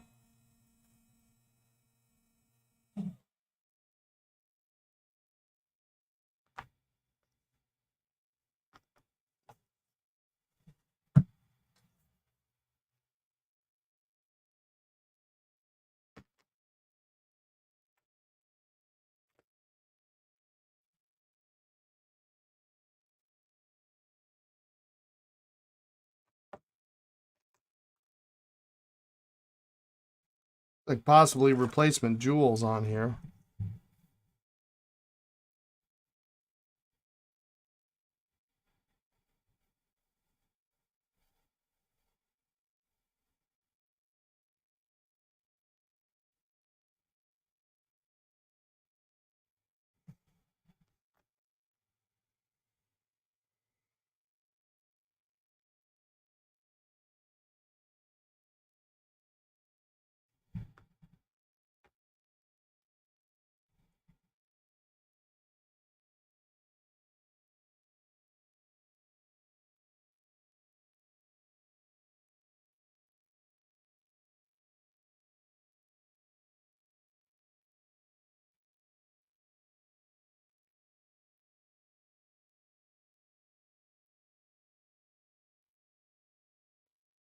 I'm going to determine if this is a crack or a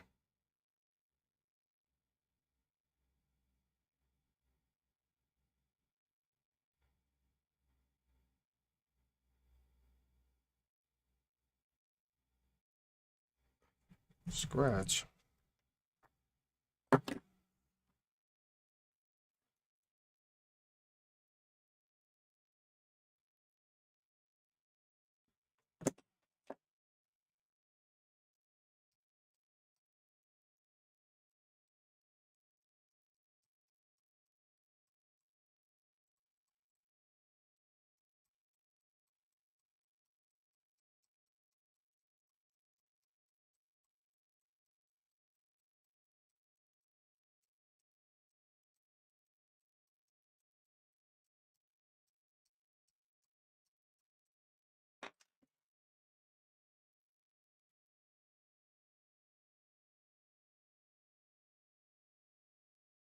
Yeah, this is really destroyed.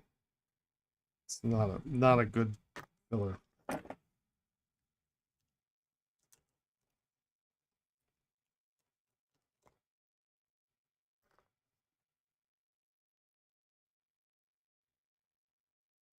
This one looks great.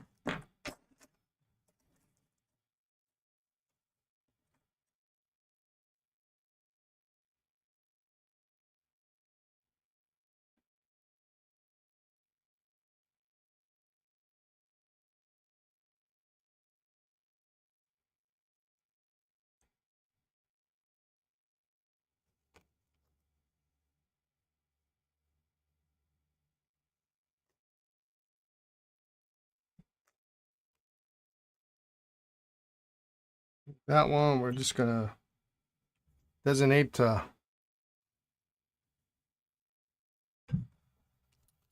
parts bin.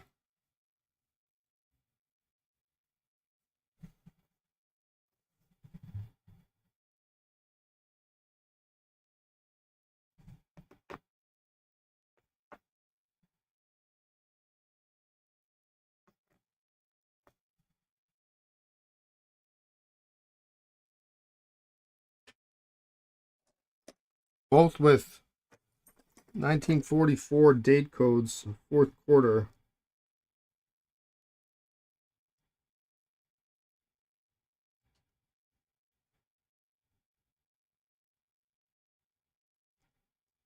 On the barrel.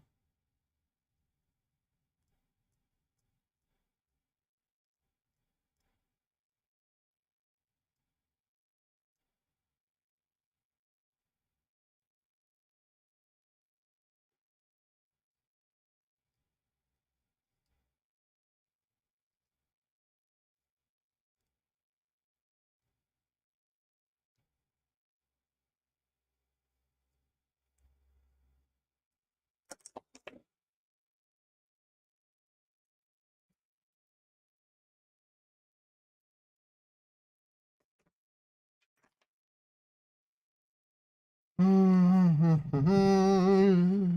413, huh?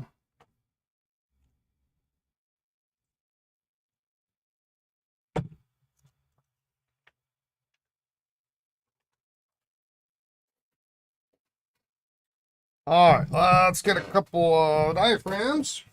Cut them up.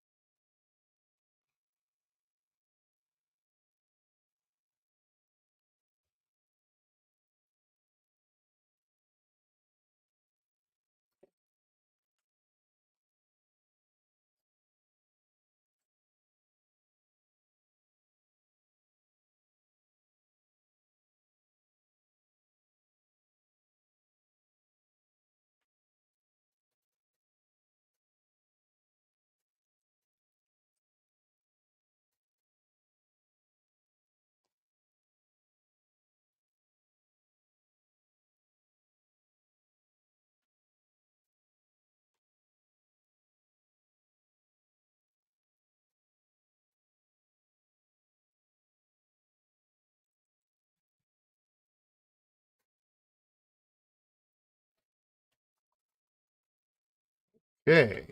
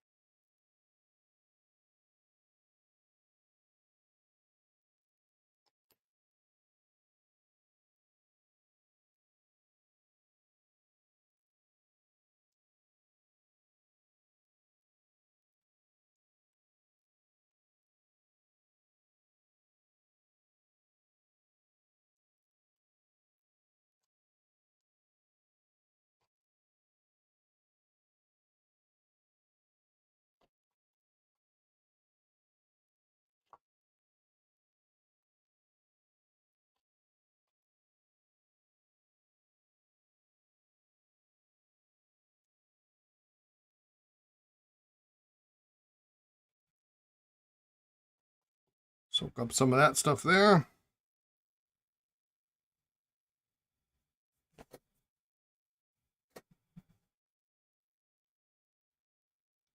You use an X-Acto knife, to be clear, not your kitchen knives?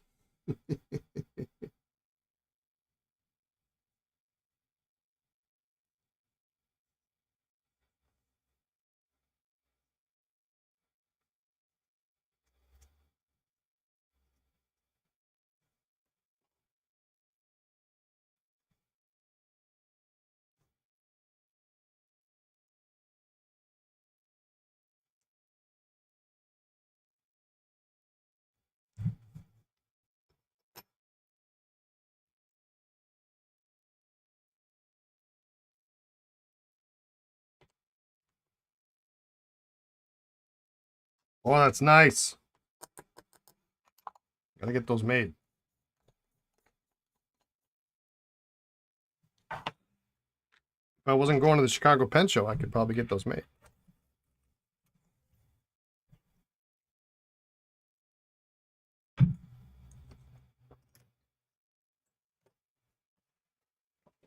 Okay.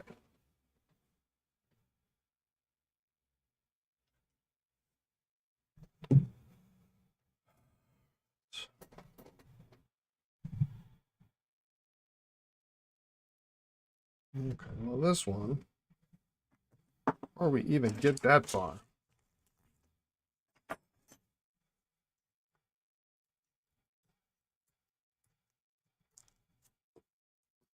kind of got to take that crap out.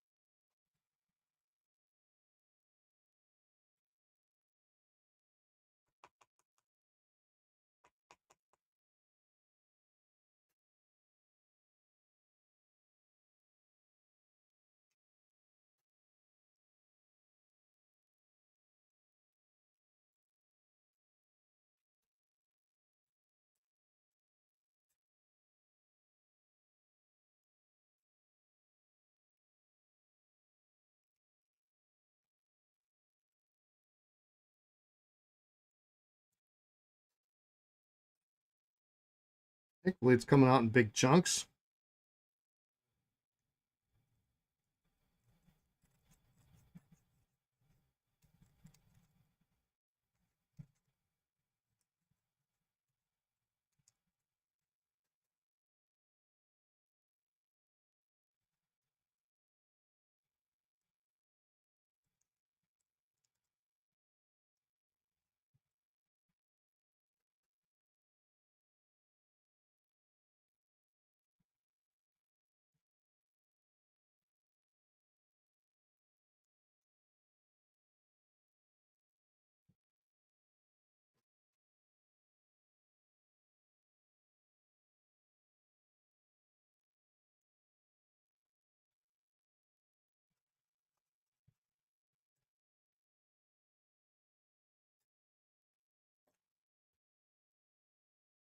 Just to be safe, I'm gonna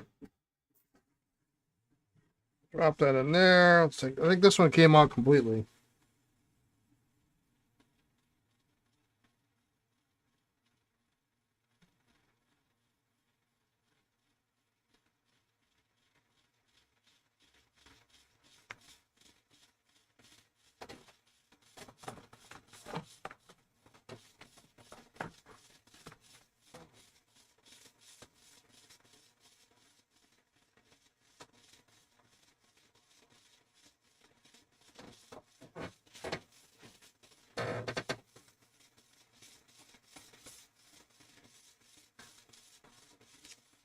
I'm finally nearing the end of my tape.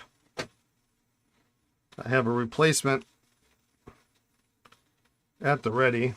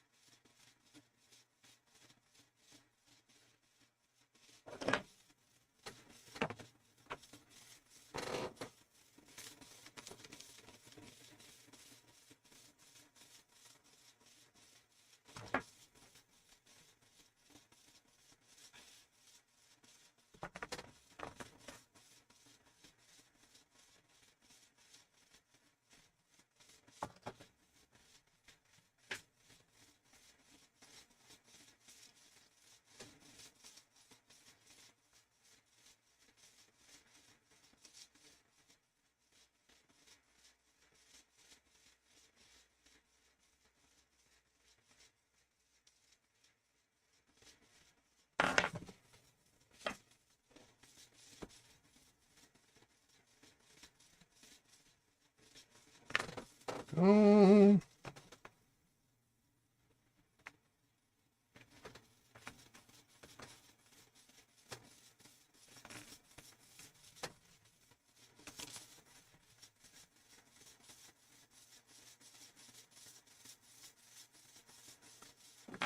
Correct 1944 nib.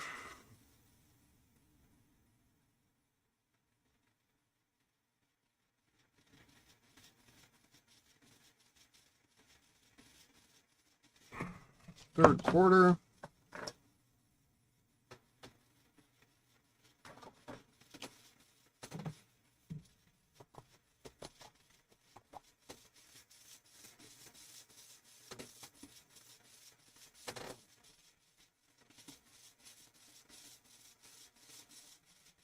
Just gonna spruce it up a little bit.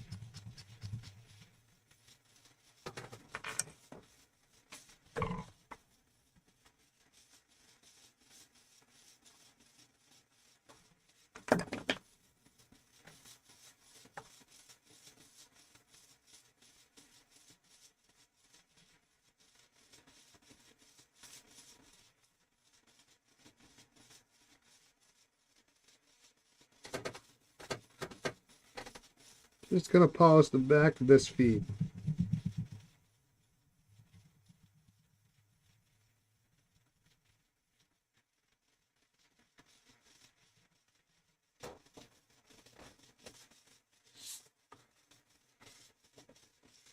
You're going to see part of it, so make it look good.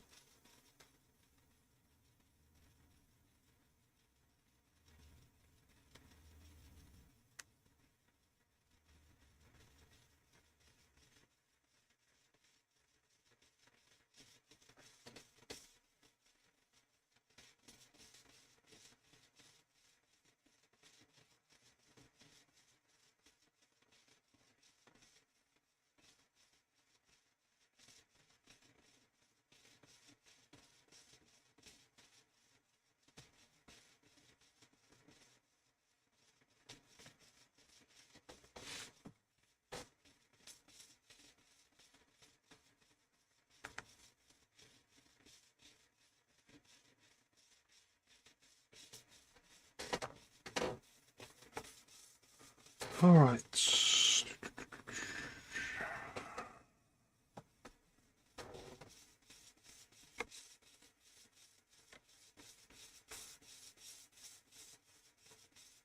All right, this one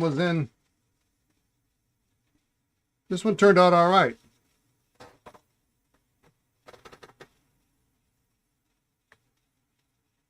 This pink one, I think, is pink. I think.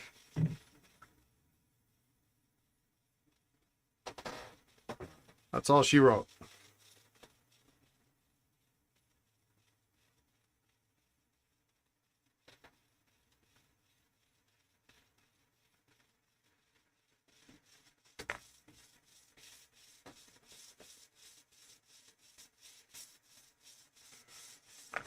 But that's a great example of, it's just an easy way to get that part clean.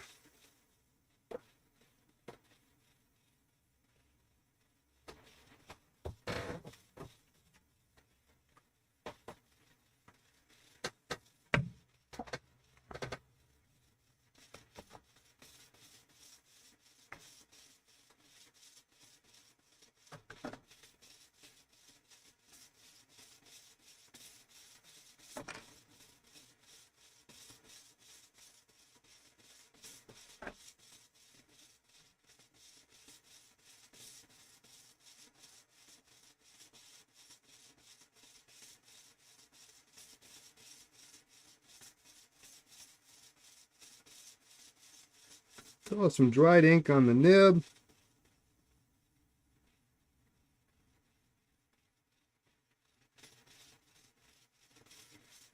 Kind of shake it, scrape it off a little bit loose with that rounded edge of the tool.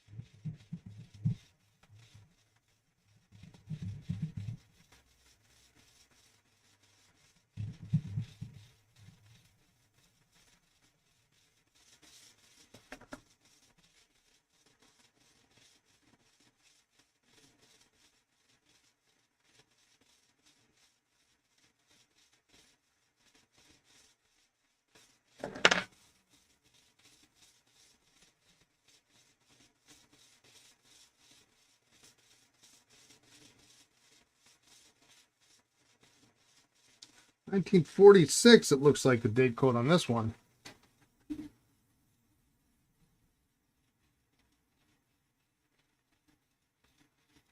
Wouldn't be implausible to have dropped the pen or had some damage and replaced it, or who knows.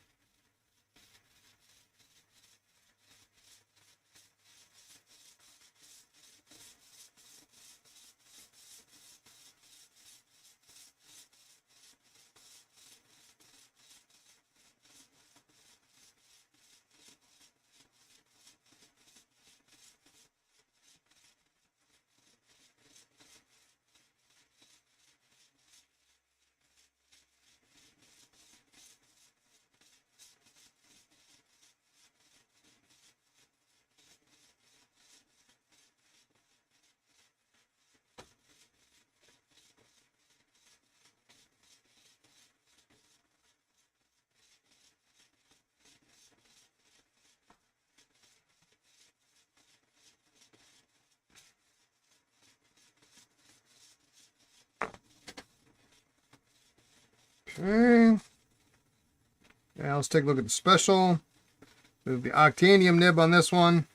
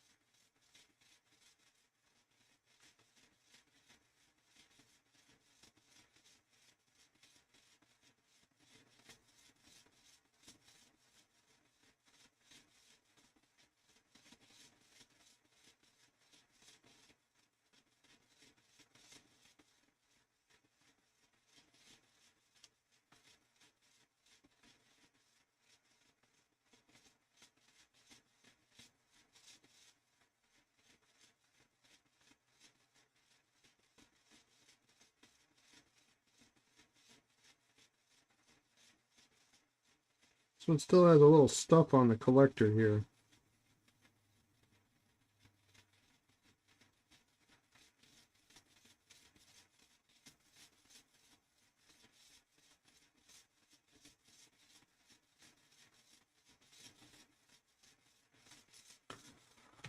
It's big enough that I don't want it to cause a problem.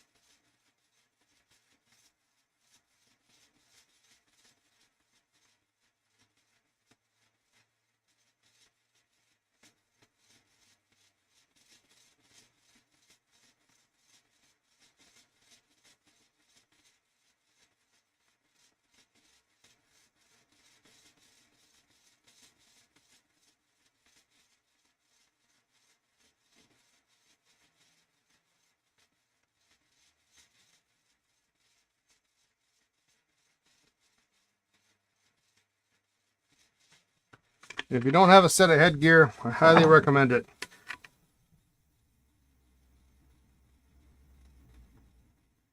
You don't need to spend a lot of money.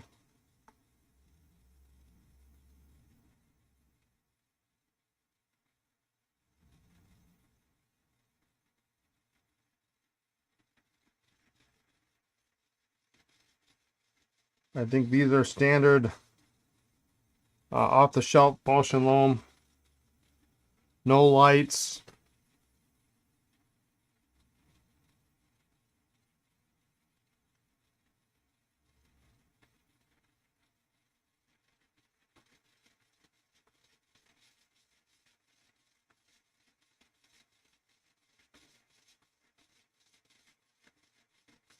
You do allow for interchangeable magnifiers, but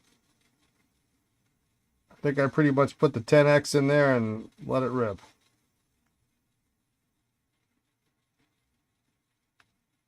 But I can easily see in between the fins of the collector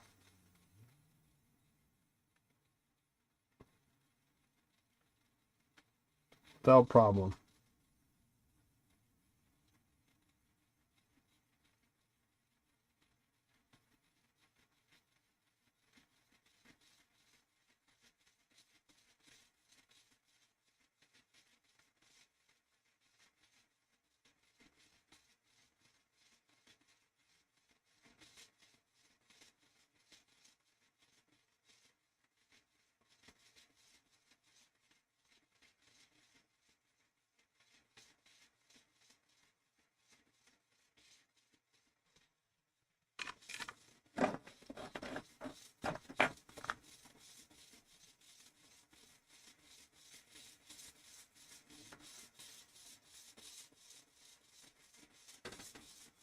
I just dropped that in there.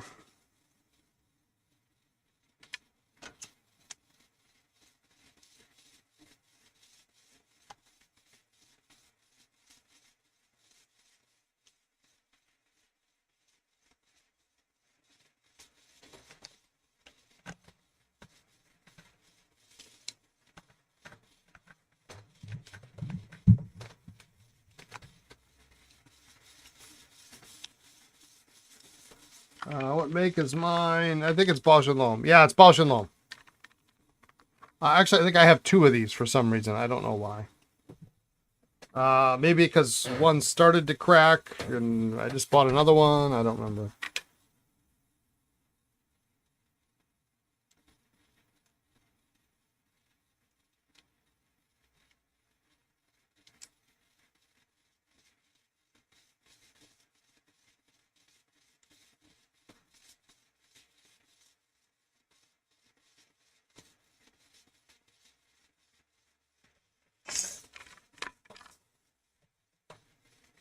I don't use them all the time, but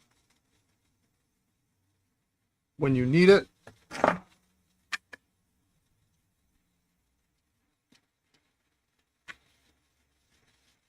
really comes in handy.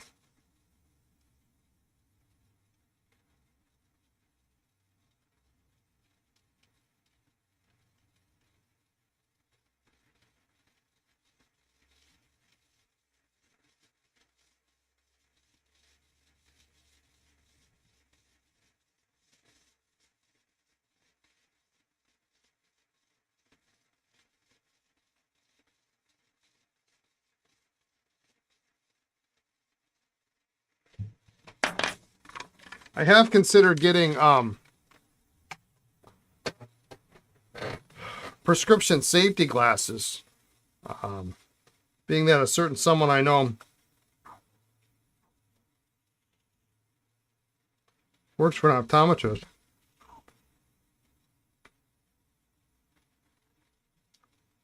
You know, when you're working with a Dremel or something, it's nice to...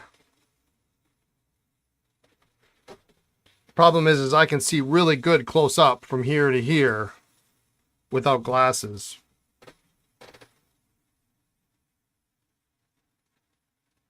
You need a hand for a loop, a hand for a light, and 3 for everything else. Yeah. Exactly.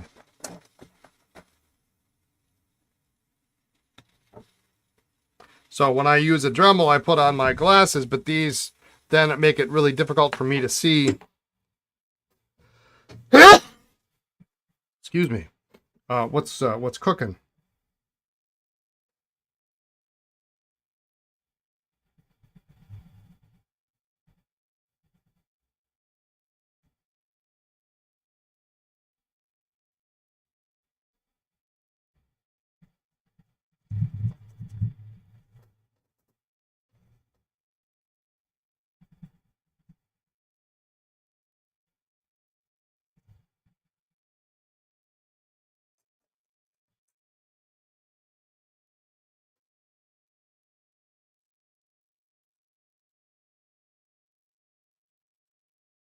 I have a light behind my computer that I don't hardly ever use. I wonder if it... Oh, it is. I can turn it on. But it has a big long pole and then the cross piece for where the light can angle. And I hang my headgear over the top of that.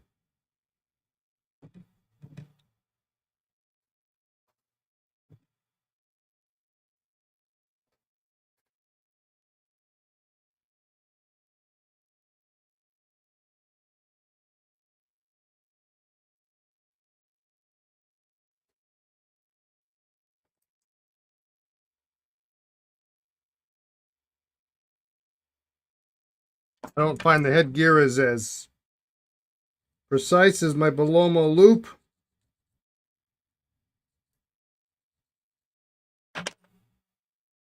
But it sure beats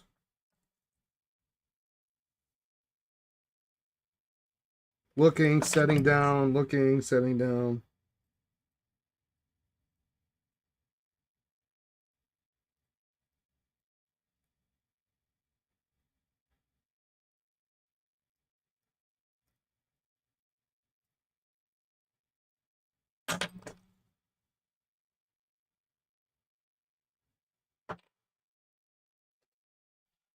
We had some really... Yeah, I mean, I can see the red, whatever red ink they used.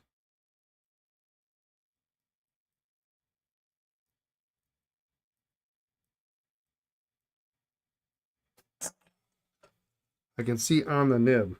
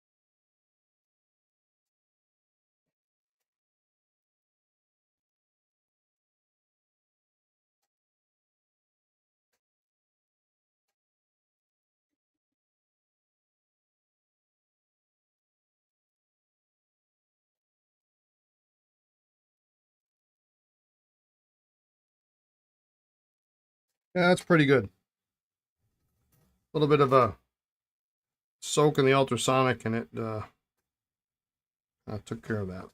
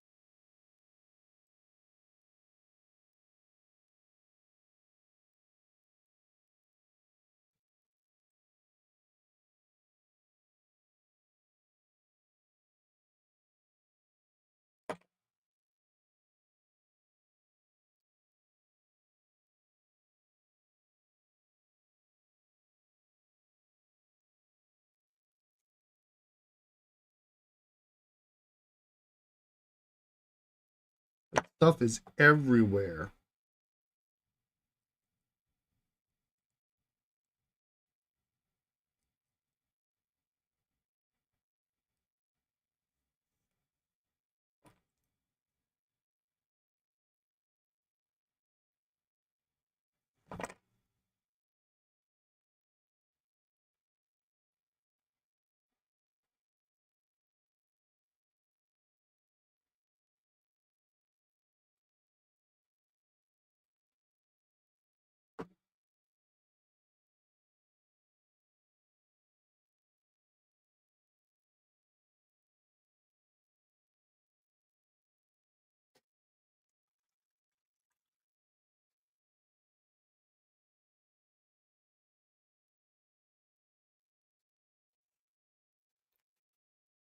Okay.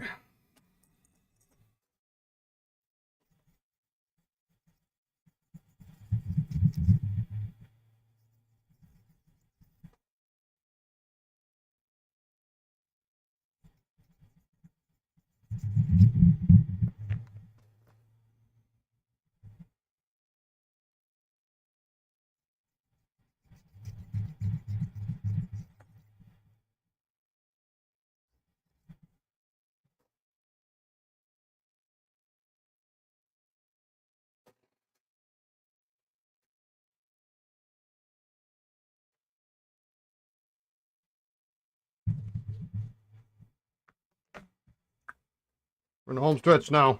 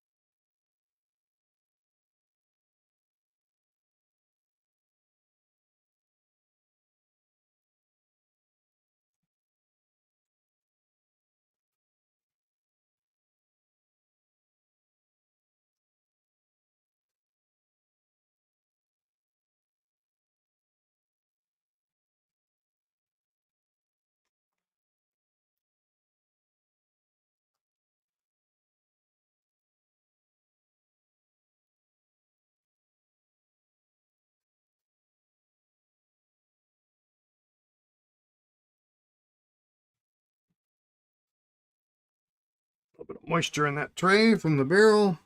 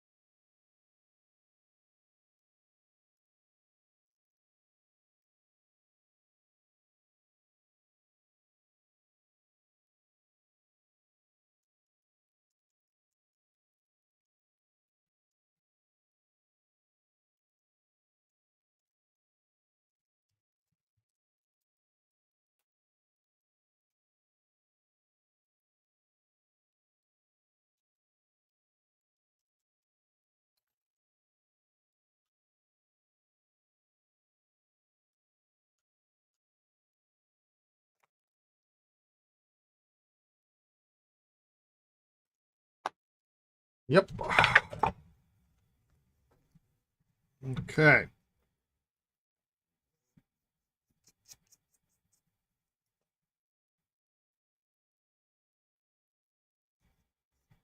Let's just get these lined up, and I think that's going to be it for today. If we just get these two done.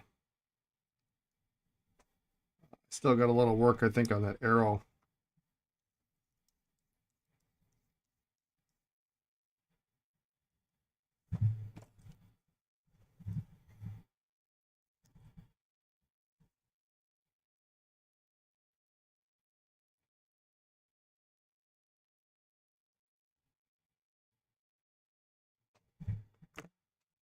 Mm.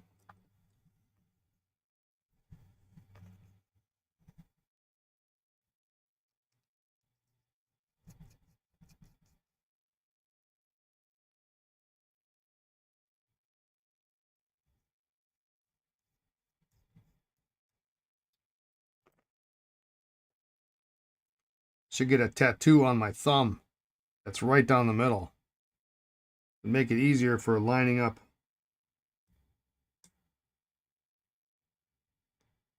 .51 nib units.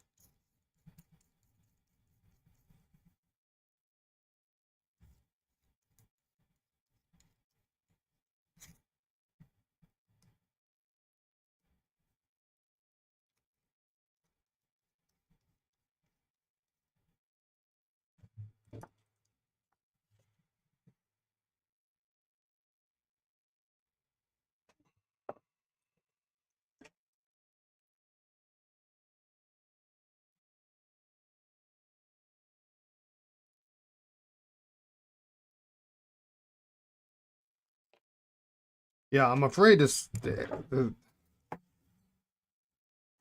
as much of that stuff I had to scrape off that nib as possible, what's going to happen if I shove this in there?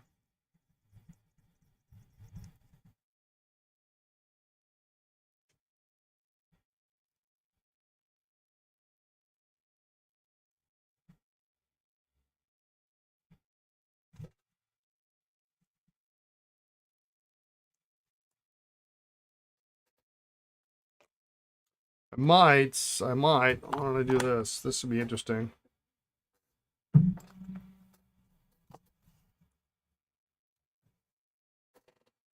What's the worst that could happen?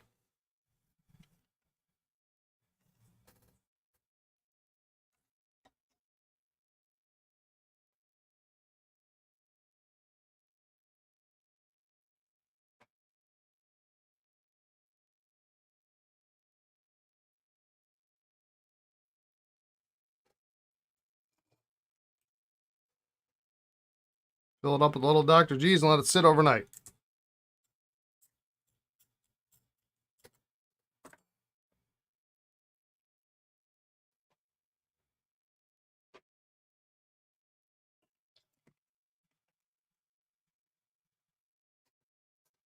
Worst case scenario, I got to replace the sack.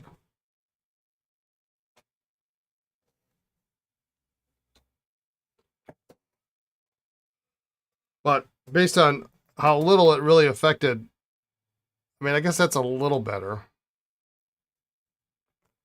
Um,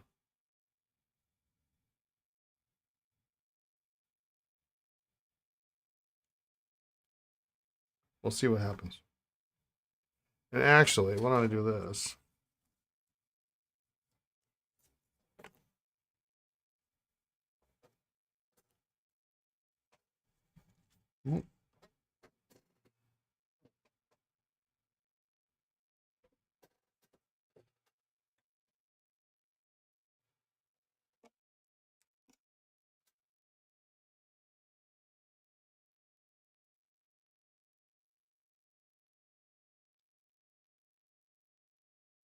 Didn't quite have it full.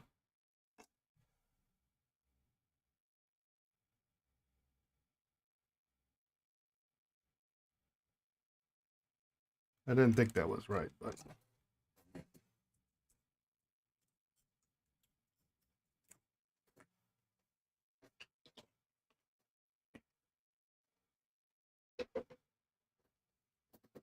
just to help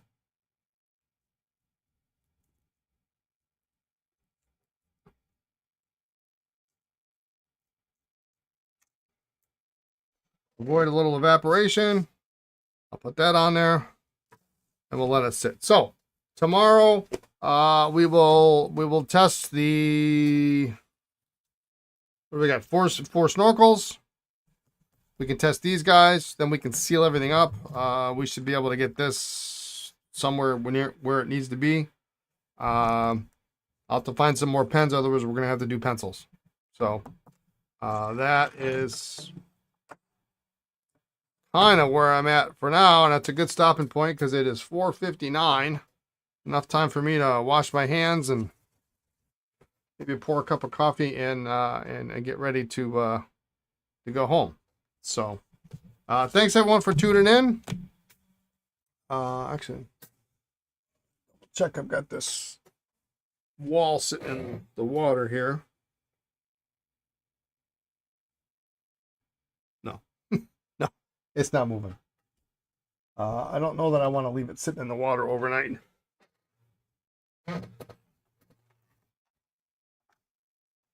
I'll just spin it out and then sure is clean though. And we'll go from there. So yeah, take care. Have a good night, Gary. Have a good evening, good afternoon, good morning, wherever you are in the world. Be kind, be well, and we will see you tomorrow. All right? Take care. Take care, Gabriel. Bye now.